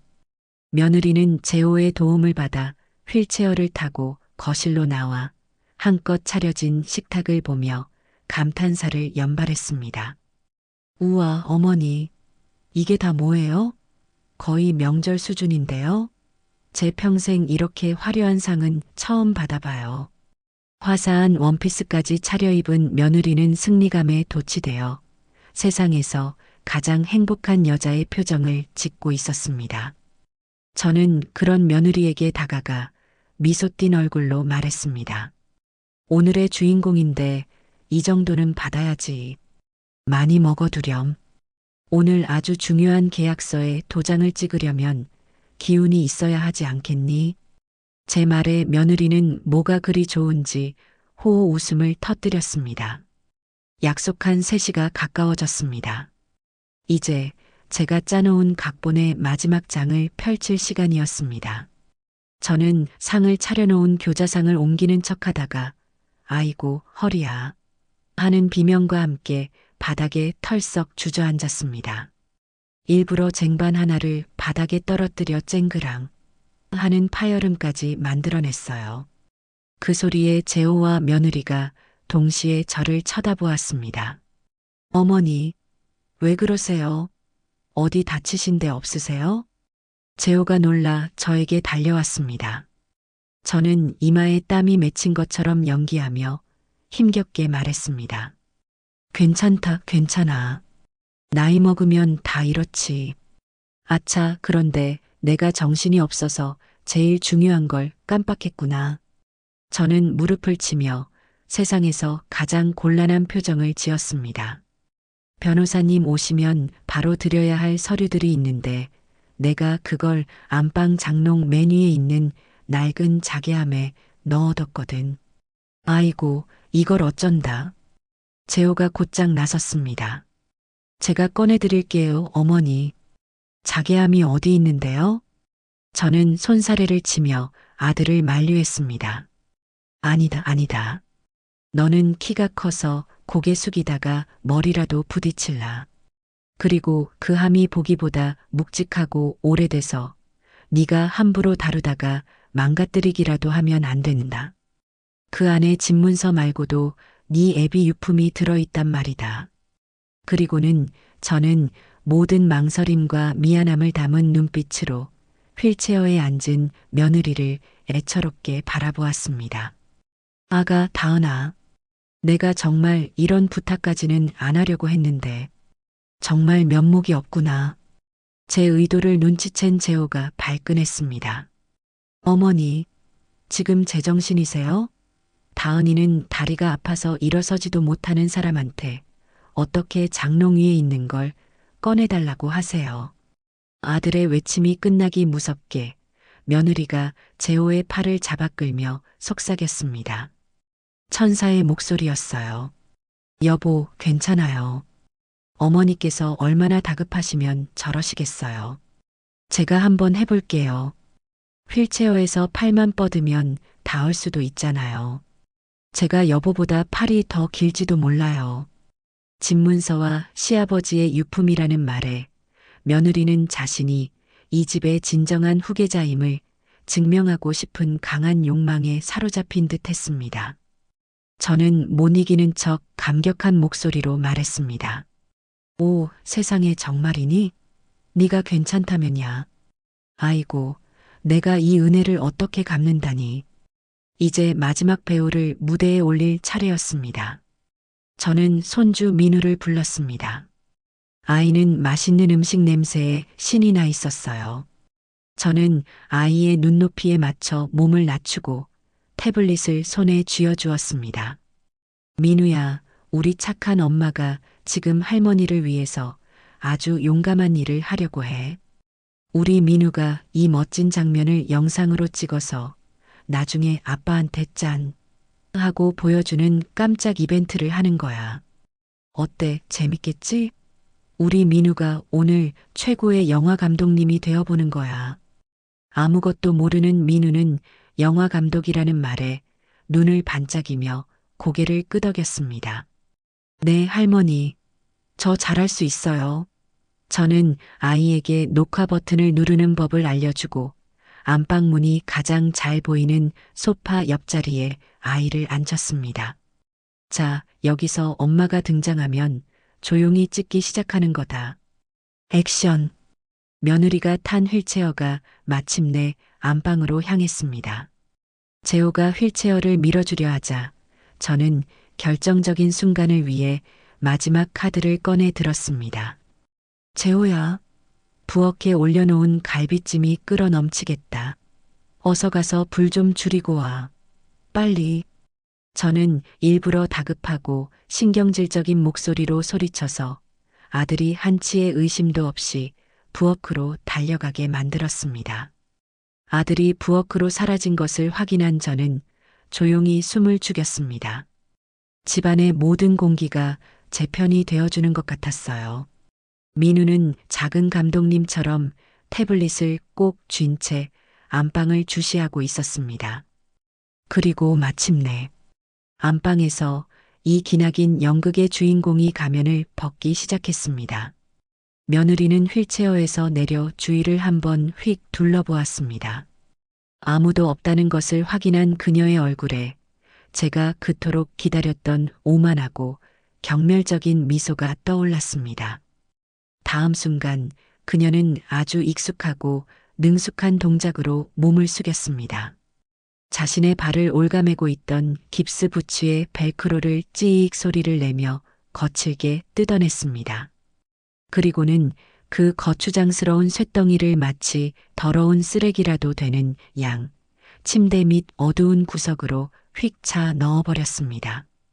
두 발로 땅을 딛고 선 그녀는 해방감을 만끽하는 듯 목과 허리를 크게 돌리며 스트레칭까지 했습니다. 그녀의 움직임에는 한치의 망설임도 없었습니다. 장롱 앞에 놓인 화장대 의자를 가볍게 밟고 올라서서 까치발을 하고 팔을 위로 쭉 뻗었습니다. 뼈에 금이 갔다는 사람의 동작이라고는 믿을 수 없을 만큼 유연하고 민첩했어요. 그녀의 손가락이 장롱 맨 위에 놓인 묵직한 자개함에 닿는 순간 그녀의 얼굴에는 탐욕스러운 승리자의 미소가 번졌습니다. 자개함을 품에 꼭 안고 의자에서 내려와 자신의 전리품을 흐뭇하게 바라보는 바로 그 순간 저는 조용히 리모컨을 들어 거실 텔레비전의 전원을 켰습니다. 그리고 제 휴대폰을 꺼내 단 한 번의 터치로 민우의 태블릿 화면을 TV의 커다란 화면 위로 쏘아 올렸습니다. 이제 모든 진실이 밝혀질 심판의 시간이었습니다. 자개함을 보물처럼 품에 안은 며느리가 의기양양한 표정으로 안방을 나서는 그 찰나의 순간 시간은 영원처럼 길게 느껴졌습니다. 그녀의 발걸음은 깃털처럼 가벼웠고 얼굴에는 이 집의 진정한 주인이 되었다는 승리감과 탐욕스러운 만족감이 노골적으로 드러나 있었어요. 부엌에서 막 걸어 나오던 아들 재호는 휠체어도 없이 너무나도 멀쩡하게 걸어 나오는 아내의 모습에 순간 눈이 동그래졌습니다. 하지만 그 놀라움은 이내 기쁨으로 바뀌었습니다. 다은아, 너 걸을 수 있는 거야? 세상에, 이게 어떻게 된 일이야? 재호는 마치 기적이라도 목격한 사람처럼 달려가 며느리의 팔을 붙잡았습니다. 며느리는 이 예상치 못한 상황에서도 조금도 당황하지 않고 오히려 이 기회를 즐기는 듯 했습니다. 그녀는 재호의 가슴에 살포시 머리를 기대며 이 세상에서 가장 청초하고 가녀린 목소리로 속삭였습니다. 여보, 나도 모르겠어요. 어머니께서 저함을 꺼내달라고 부탁하시는데 도저히 거절할 수가 없어서 온 힘을 다해 일어서는 순간 갑자기 발목에서 찌릿하는 느낌이 들더니 통증이 거짓말처럼 사라졌어요. 정말이에요. 이건 분명 우리 가족을 위하는 내 마음에 하늘이 감동해서 내려주신 기적일 거예요. 그녀는 스스로 기적이라는 단어를 입에 올렸습니다. 너무나도 뻔뻔하고 유치한 변명이었지만 제 아들의 귀에는 천사의 목소리처럼 들리는 모양이었습니다. 재호는 감격에 겨워 며느리의 이마에 입을 맞추었습니다. 다행이다. 정말 다행이야. 역시 우리 다은이는 마음이 고와서 신도 돕는구나. 두 사람이 서로를 부둥켜 안고 한편의 감동적인 드라마를 찍고 있는 바로 그 순간이었습니다. 저는 제 손에 쥔 리모컨의 붉은색 전원 버튼을 조용히 하지만 단호하게 눌렀습니다. 거실 벽을 가득 채운 커다란 텔레비전 화면이 휙 소리를 내며 검은 침묵을 깨고 깨어났습니다. 어머니, 갑자기 텔레비전은 왜 켜세요? 우리 지금 축하할 일이 생겼는데. 재호가 의아한 목소리로 저를 돌아보았습니다. 하지만 그의 말은 끝을 맺지 못했습니다. TV 화면에 나타난 것은 다름 아닌 방금 전까지 며느리가 있었던 저희 집 안방의 풍경이었기 때문입니다. 재호와 며느리의 시선이 동시에 화면에 고정되었습니다. 처음 몇 초간은 정적이 흘렀습니다. 두 사람은 영문을 모르겠다는 표정으로 그저 자신들의 보금자리가 TV에 나오는 것을 멍하니 바라볼 뿐이었어요. 곧이어 화면 속 안방문이 열리고 며느리, 바로 자기 자신이 탄 휠체어가 모습을 드러냈습니다. 화면 속의 그녀는 주위를 한번 휙 둘러보더니 마치 더러운 걸레라도 벗어 던지는 것처럼 익숙하게 깁스부츠를 벗어 침대 밑으로 걷어찼습니다. 그리고는 조금의 망설임도 없이 의자를 밟고 올라가 장롱 위 자개함을 가뿐하게 꺼내 들었습니다. 불과 몇 분 전 이 거실에서 벌어졌던 모든 진실이 한치의 오차도 없는 고화질 영상으로 생생하게 중계되고 있었습니다. 며느리의 얼굴에서 핏기가 사라지는 속도는 가히빛과 같았습니다. 붉었던 입술은 파랗게 변했고 커다랗던 눈은 공포로 가득 차 금방이라도 터져버릴 것 같았어요. 그녀의 손에서 힘이 풀리며 그토록 원하던 집문서가 든 자개함이 쿵 하는 둔탁한 소리를 내며 대리석 바닥으로 추락했습니다. 재호는 숨쉬는 법을 잊은 사람처럼 보였습니다. 그는 TV 화면과 바로 옆에 서 있는 현실의 아내, 그리고 바닥에 떨어진 자개함을 미친 듯이 번갈아 쳐다보았습니다. 그의 온몸이 가늘게 떨리기 시작했고 그는 무언가 말을 하려는 듯 입을 뻐끔거렸지만 아무런 소리도 내지 못했습니다. 그의 세계가 무너져 내리는 소리가 제 귀에까지 들리는 듯 했습니다. 여보 저건. 며느리가 필사적으로 재호의 팔에 매달렸습니다. 그녀의 목소리는 완전히 갈라져 있었어요. 저건 사실이 아니야. 조작된 거라고. 그래, 어머니가 저 늙은이가 우리 사이를 이간질하려고 만든 가짜 영상이야. 여보, 너는 나 믿지? 우리는 사랑하잖아. 응. 저런 거에 속아 넘어가면 안 돼. 그녀는 마지막 동아줄이라도 잡는 심정으로 사랑이라는 단어에 매달렸습니다. 하지만 저는 그 마지막 동아줄마저 잘라버릴 준비가 되어 있었습니다. 저는 차갑게 식은 목소리로 거실 전체에 울려 퍼지도록 똑똑히 말했습니다. 조작이라고?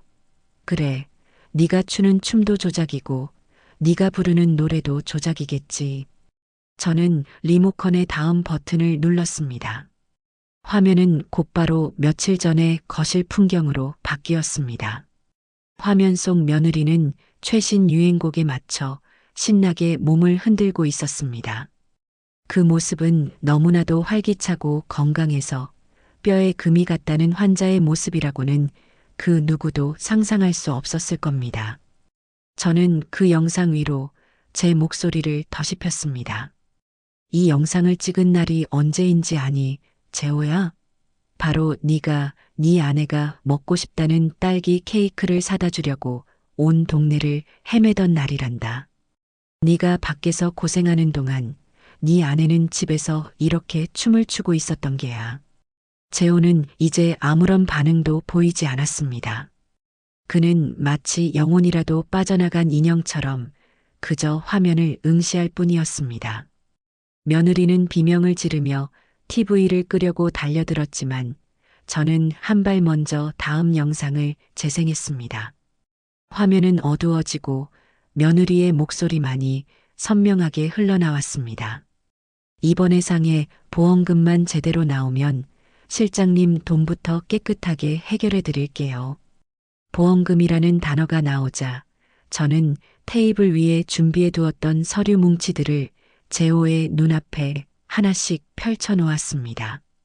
며느리가 사고 직전에 가입했던 4개의 보험 계약서, 그리고 재호의 통장에서 매달 수백, 수천만 원씩 빠져나가던 출금 내역서까지. 네 아내는 너를 사랑해서 결혼한 게 아니다. 네 돈, 그리고 내 돈을 보고 결혼한 게지. 네가 벌어다 주는 돈으로는 성에 안 차니 노름을 하고 사채를 쓰고 이제는 네 다리까지 부러뜨려서 보험금을 타내려 했던 게다. 이것이 바로 네가 그토록 믿고 사랑했던 네 아내의 진짜 모습이야. 며느리는 이제 모든 것을 포기한 듯 바닥에 주저앉아 머리를 감싸쥐었습니다. 하지만 이 잔인한 심판은 아직 끝나지 않았습니다. 저는 마지막으로 며느리가 맘카페에 올렸던 그 자랑스러운 게시글을 TV 화면 가득 띄웠습니다. 그리고 저는 제 평생의 모든 경멸과 분노를 담아 그 글을 소리내어 읽기 시작했습니다. 몸테크로 시어머니 등골 빼먹는 중 키읔키읔. 우리 시어머니 진짜 순진한 건지 멍청한 건지 키읔키읔. 남편은 원래 내 말이라면 죽는 신용도 하니까 구워 삶기 식은 죽 먹기고요. 어차피 남편이 다 막아줄 테니 걱정 없어요. 제가 한 문장, 한 문장 읽어 내려갈 때마다 그것은 날카로운 유리 조각이 되어 재호의 심장에 박히는 듯 했습니다. 마침내 제가 마지막 문장을 읽고 고개를 들었을 때 재호는 더 이상 서 있지 못했습니다. 그는 무릎을 꿇고 있었습니다. 그리고 잠시 후 온몸을 들썩이며 짐승의 울음소리와도 같은 통곡을 터뜨리기 시작했습니다. 그의 울음소리는 온 집안을 뒤흔들었고 그 소리를 듣고 있던 제 심장마저 갈기갈기 찢어지는 것 같았습니다. 이 모든 비극의 시작과 끝을 저는 그저 텅 빈 눈으로 지켜볼 수밖에 없었습니다. 아들의 처절한 통곡은 거짓으로 쌓아 올린 성의 완벽한 붕괴를 알리는 신호였습니다.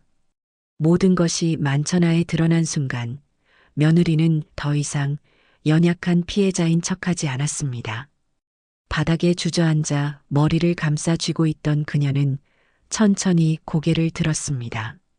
그녀의 얼굴에서 공포와 당혹감은 온데간데 없이 사라지고 그 자리에는 제가 상상조차 해본 적 없는 지옥의 악귀와도 같은 증오와 도끼만이 남아 있었습니다.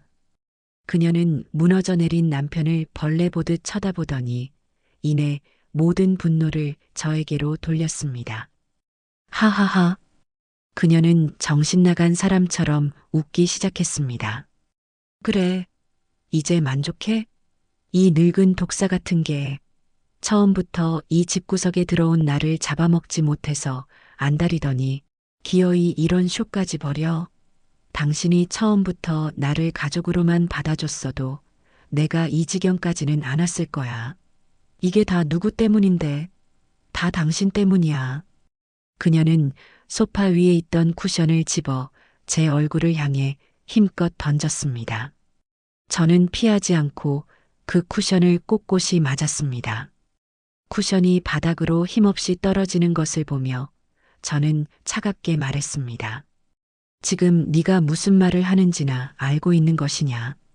이 집에 들어와 내 아들의 눈과 귀를 멀게 하고 집안의 돈을 야금야금 빼돌려 노름판에 쏟아붓고 그것도 모자라 멀쩡한 네 몸뚱이를 담보로 나라의 돈까지 등쳐먹으려 한 것이 바로 너인데 네 죄를 남에게 돌리지 마라.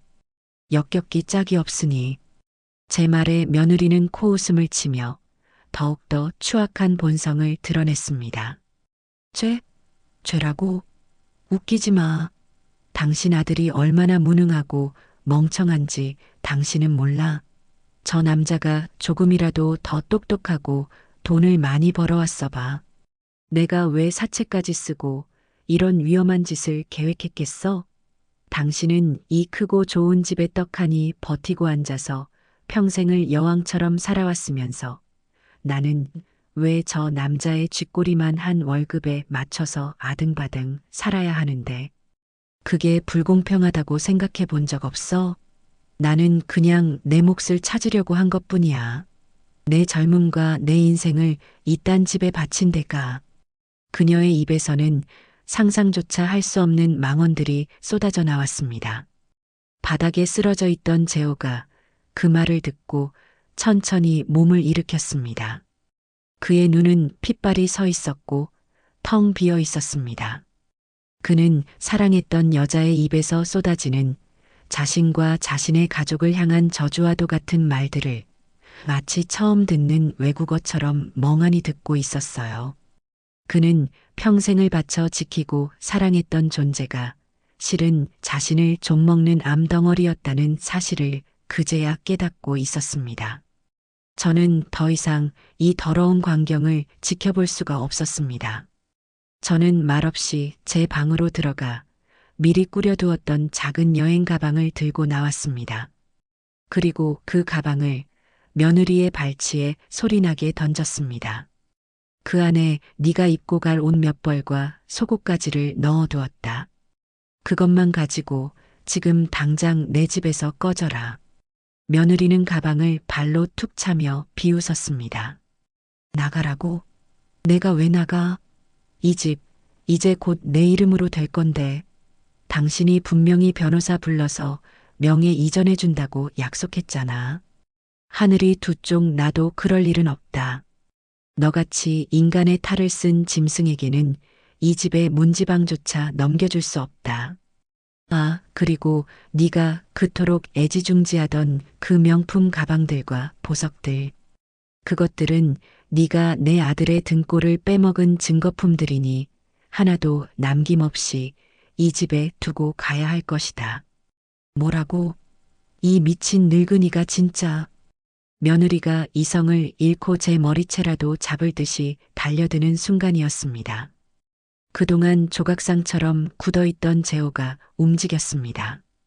그는 번개 같은 속도로 며느리의 앞을 막아섰습니다. 그리고 그의 입에서 제 평생 한 번도 들어본 적 없는 얼음보다 차갑고 칼날보다 날카로운 목소리가 흘러나왔습니다. 나가. 한마디였습니다. 하지만 그 한마디는 천둥가도 같은 무게를 담고 있었습니다. 며느리는 재호의 기세에 눌려 저도 모르게 뒷걸음질 쳤습니다. 재호 씨 왜 이래? 정신 차려. 저 늙은이가 우리 사이를 갈라놓으려는 거잖아. 너 나 사랑하잖아. 응? 재호는 대답하지 않았습니다. 그는 그저 텅 비어버린 눈으로 한때 자신이 세상의 전부라고 믿었던 여자를 내려다볼 뿐이었습니다. 그의 침묵은 그 어떤 절규보다 더 큰 절망을 담고 있었어요. 며느리는 그 눈빛을 마주하고 나서야 모든 것이 돌이킬 수 없이 끝났다는 사실을 깨달은 듯 했습니다. 그녀는 마지막 수단으로 재호의 바짓가랑이에 매달려 울부짖기 시작했습니다. 여보, 내가 잘못했어. 내가 정말 죽을 죄를 지었어. 다신 안 그럴게. 제발, 제발 한 번만 용서해줘. 우리 민우를 봐서라도.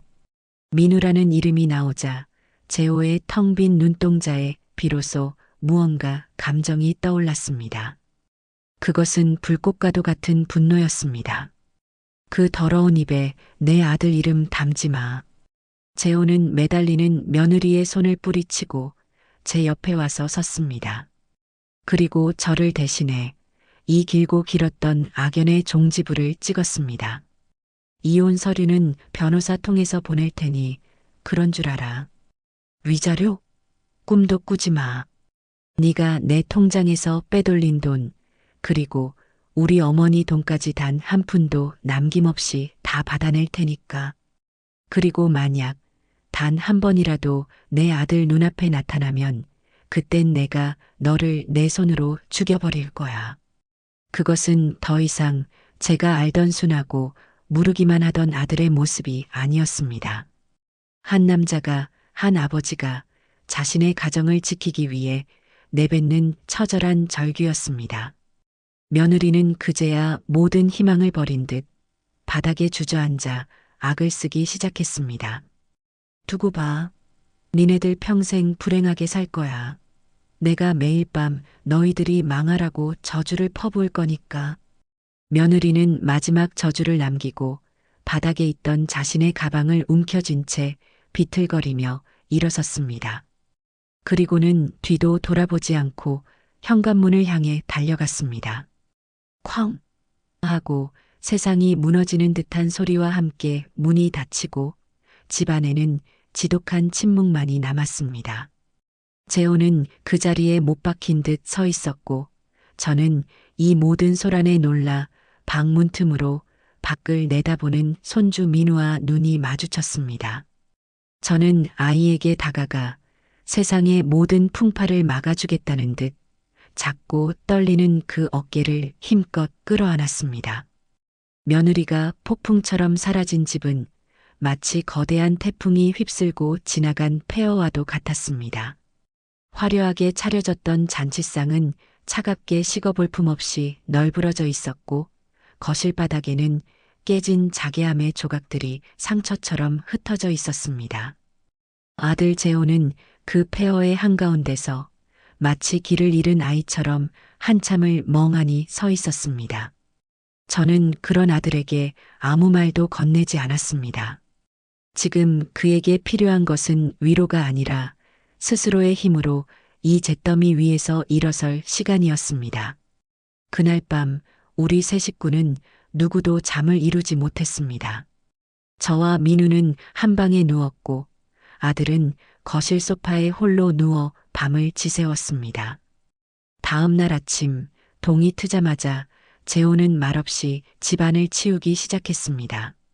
그는 어젯밤의 흔적들을 마치 자신의 기억을 지우려는 듯 꼼꼼하고 묵묵하게 쓸어 담았습니다. 그 모습을 지켜보던 저는 마침내 제 마지막 결심을 아들에게 이야기했습니다. 재호야, 이 집 팔아야겠다. 아들은 잠시 동작을 멈추고 저를 돌아보았습니다. 그의 눈에는 놀라움과 슬픔이 뒤섞여 있었어요. 어머니 하지만 이 집은 알아. 네 아버지가 평생을 바쳐 이룩한 곳이고 내 젊음이 고스란히 담긴 곳이지. 하지만 재호야, 좋은 기억보다 나쁜 기억이 더 많아진 집은 더 이상 집이 아니라 감옥이란다. 저 더러운 것의 탐욕과 거짓, 그리고 우리의 상처가 깃든 이곳에서 우리는 절대 행복해질 수 없어. 모든 것을 버리고 처음부터 다시 시작해야만 한다. 제 단호한 말에 아들은 한참 동안 말이 없었습니다. 그는 집 안 구석구석을 마치 처음 보는 곳인 양 천천히 둘러보았습니다. 벽에 걸린 낡은 가족사진, 자신의 키를 재던 문설주의 흠집, 그리고 며느리의 향수 냄새가 아직 희미하게 남아있는 안방까지. 그 모든 공간을 눈에 담은 그는 마침내 제게로 돌아와 깊게 고개를 숙였습니다. 네, 어머니. 어머니의 뜻이 그러하시다면 저도 따르겠습니다. 저도 더 이상 이 집에서 웃을 자신이 없습니다. 그날로 저는 부동산에 집을 내놓았습니다. 평생을 살아온 정든 집을 제 손으로 처분한다는 사실이 가슴 아팠지만 한편으로는 시원섭섭한 해방감마저 느껴졌습니다. 썩은 뿌리를 도려내야만 새로운 희망의 싹을 틔울 수 있는 법이니까요. 집이 팔리고 새로운 거처로 이사하기까지의 몇 달은 우리 가족에게는 상처를 치유하고 서로의 소중함을 확인하는 시간이었습니다. 아들은 놀라울 정도로 변해갔습니다.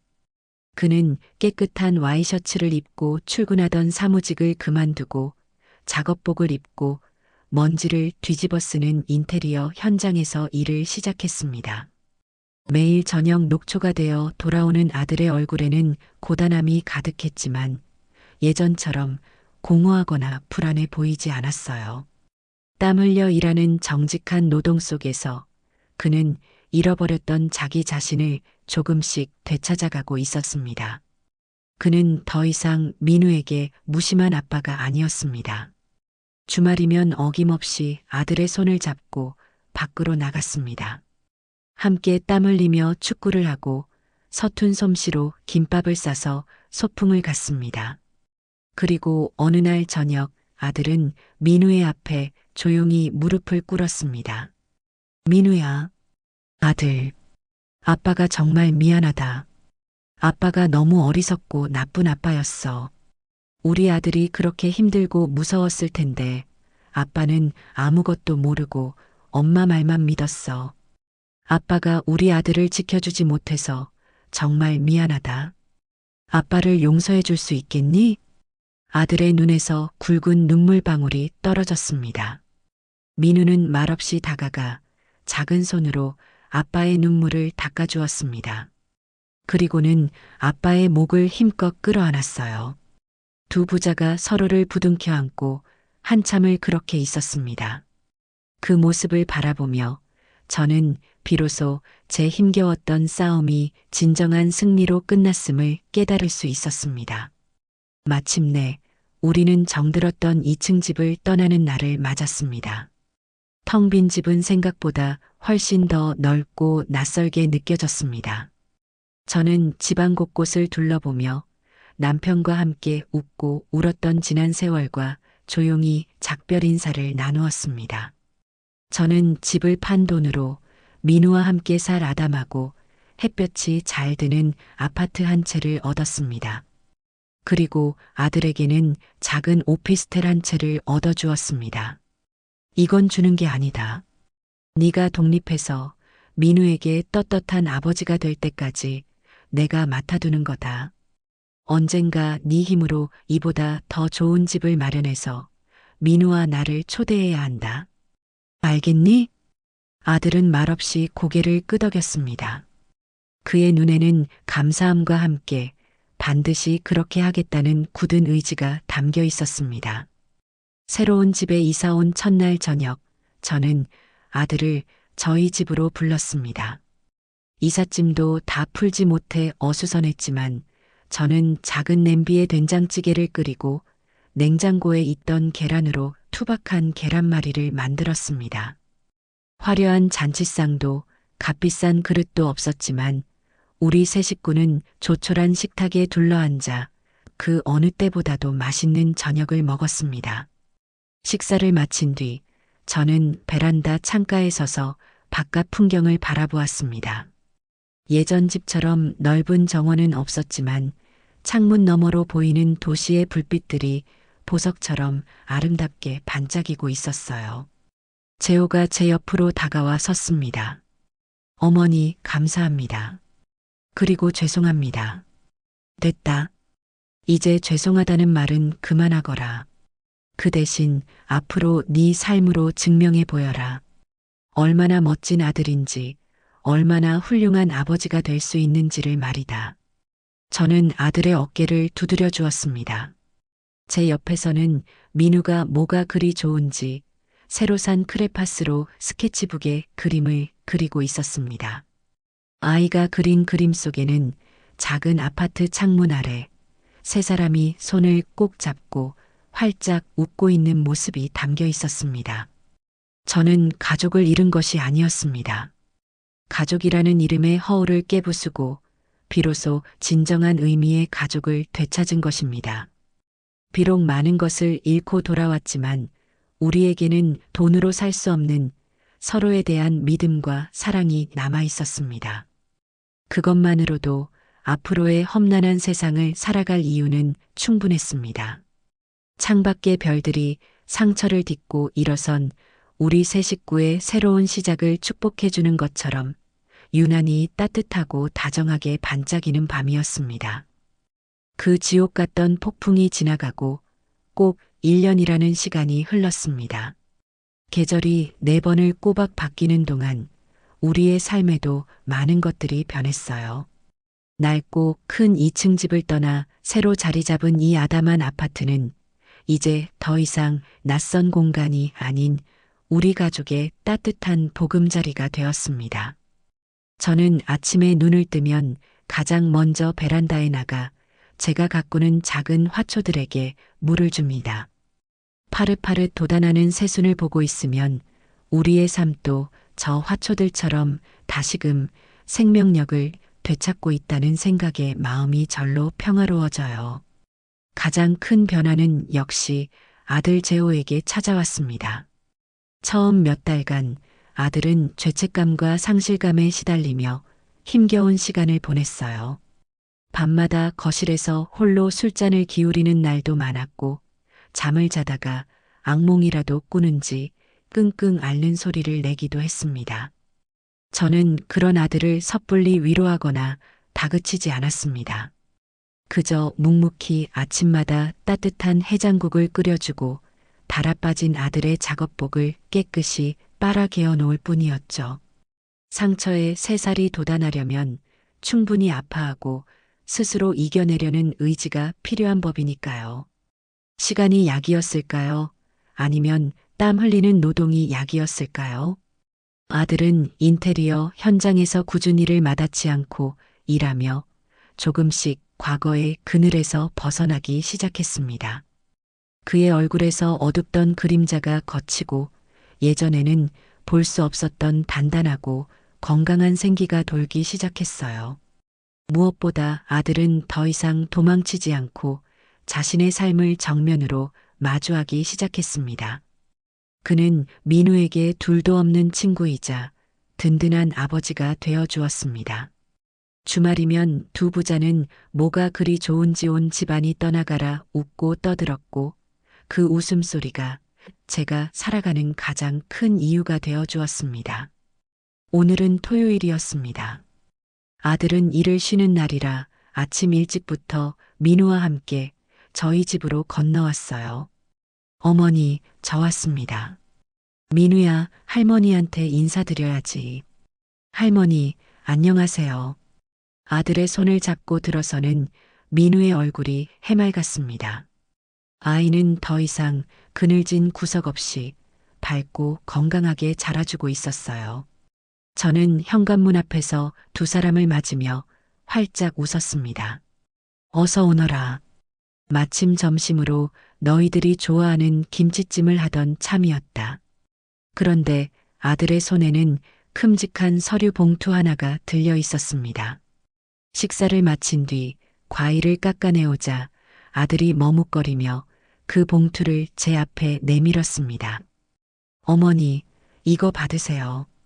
봉투 안에는 은행에서 발행한 수표 한 장과 깨끗하게 정리된 통장 하나가 들어 있었습니다. 수표에 찍힌 금액은 작년에 제가 아들에게 오피스텔 보증금으로 빌려주었던 바로 그 돈이었습니다. 재호야, 이게 어머니께 빌렸던 돈입니다. 밤낮으로 정말 열심히 일했어요. 이제 겨우 빚을 갚을 수 있게 됐습니다. 아들은 제 눈을 똑바로 쳐다보며 말했습니다. 그의 눈빛은 쑥스러워하면서도 한편으로는 스스로에 대한 자랑스러움으로 반짝이고 있었어요. 저는 말없이 통장을 펼쳐보았습니다. 삐뚤빼뚤한 아들의 글씨로 매달 급여가 들어올 때마다 어머니께 갚을 돈이라는 항목으로 꼬박꼬박 저축한 흔적이 고스란히 남아 있었습니다. 가슴속에서 뜨거운 무언가가 울컥 치밀어 올랐어요. 바보 같은 놈. 그걸 진짜로 다 갚으면 어떡하니? 그냥 너희들 잘 사는데 보태 쓰라고 준 돈인데. 아닙니다, 어머니. 이 돈은 단순한 빚이 아니었어요. 제가 다시 일어설 수 있다는 제 자신과의 약속이었습니다. 그리고 무엇보다 어머니께 제가 달라졌다는 걸 꼭 보여드리고 싶었어요. 아들은 이제 제게 돈을 빌려가던 철없는 아들이 아니었습니다. 자신의 힘으로 가정을 책임질 줄 아는 늠름한 가장이 되어 제 앞에 서 있었습니다. 저는 수표를 다시 봉투에 넣어 아들의 손에 쥐어주었습니다. 이 돈은 다시 너에게 빌려주마. 대신 조건이 있다. 이 돈으로 너와 민우가 살 더 넓고 좋은 집을 구하는데 보태 쓰거라. 그리고 언젠가 네가 번 돈으로 이 애미에게 근사한 저녁 한 끼를 사주면 그걸로 이자는 다 퉁친 셈으로 하겠다. 제 말에 아들의 눈시울이 붉어졌습니다. 그는 아무 말 없이 제 손을 꼭 잡았어요. 그 따뜻하고 거친 손의 감촉에서 저는 아들이 앞으로 절대 무너지지 않을 것이라는 강한 믿음을 느낄 수 있었습니다. 그날 오후 아들과 손주가 돌아가고 난 뒤 저는 홀로 거실에 앉아 차를 마시고 있었습니다. 그때 시장에서 함께 장사를 했던 오랜 친구에게서 전화가 걸려왔어요. 한참 동안 안부를 묻고 시시콜콜한 이야기를 나누던 중 친구가 조심스럽게 입을 열었습니다. 정아야, 혹시나 해서 너한테 알려주는 건데 네 전 며느리 소식 들었니? 그 이름이 나오자 제 심장이 순간 덜컥 내려앉았습니다. 평온했던 제 마음에 작은 돌멩이 하나가 던져진 기분이었어요. 아니, 그 애가 어떻게 지내는데? 얼마 전에 신문에 작게 났더라. 상습 사기 혐의로 구속됐다고. 너희 집에서 쫓겨나고 나서도 정신 못 차리고 여기저기서 비슷한 수법으로 돈을 뜯어내다가 결국 여러 사람한테 단체로 고소를 당한 모양이야. 그때 너랑 짜고 쳤다던 그 사채업자 놈도 같이 잡혀 들어갔다더라. 아주 꼴이 좋아. 친구의 말을 듣는 제 마음은 이상하리만치 고요했습니다. 통쾌하다거나 기쁘다는 생각은 들지 않았어요. 그저 그럴 줄 알았다는 씁쓸한 체념 같은 감정이 밀려올 뿐이었습니다. 사람은 쉽게 변하지 않는다는 옛말이 하나도 틀리지 않았던 겁니다. 잘 됐네. 죄 지은 사람은 벌 받아야지. 저는 애써 담담하게 대답했습니다. 친구는 제 마음을 아는지 모르는지 한마디를 더 보탰습니다. 그러게 말이다. 아무튼 너는 이제라도 그런 독사 같은 거 떼어내서 정말 다행이다. 하늘이 도운 게지. 전화를 끊고 저는 한참 동안 창밖을 바라보았습니다. 하늘이 도운 것이었을까요? 어쩌면 그랬을지도 모릅니다. 하지만 저는 제가 제 가족을 지키기 위해 싸웠던 그 시간들을 후회하지 않았습니다. 독사를 품에 안고 평생을 불안에 떨며 사는 것보다 한 번의 아픔을 겪더라도 과감하게 그것을 내던져버리는 것이 훨씬 더 현명한 선택이었으니까요. 저는 이 소식을 재호나 민우에게는 전하지 않기로 마음먹었습니다. 그들의 새로운 삶에 더 이상 과거의 어두운 그림자를 끌어들일 필요는 없었으니까요. 그 여자는 이제 우리에게 존재하지 않는 사람이 된 것입니다. 저녁이 되자 재호에게서 영상통화가 걸려왔습니다.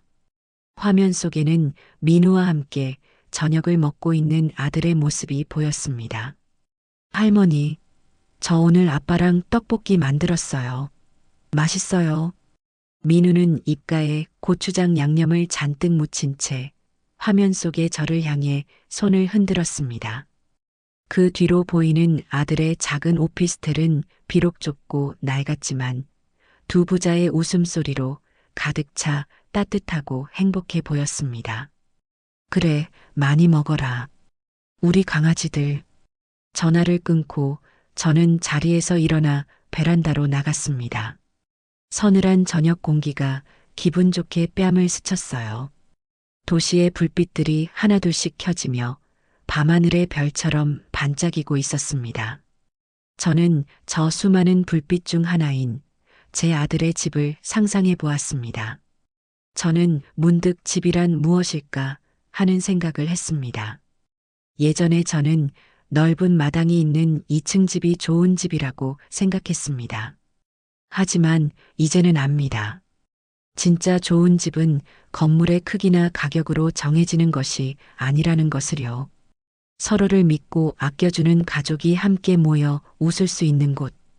그곳이 바로 세상에서 가장 크고 따뜻한 집이라는 사실을 말입니다. 저는 제 작은 아파트와 아들의 작은 오피스텔을 떠올리며 미소 지었습니다. 우리는 가장 큰 것을 잃고 나서야 비로소 가장 소중한 것을 얻게 된 것인지도 모릅니다.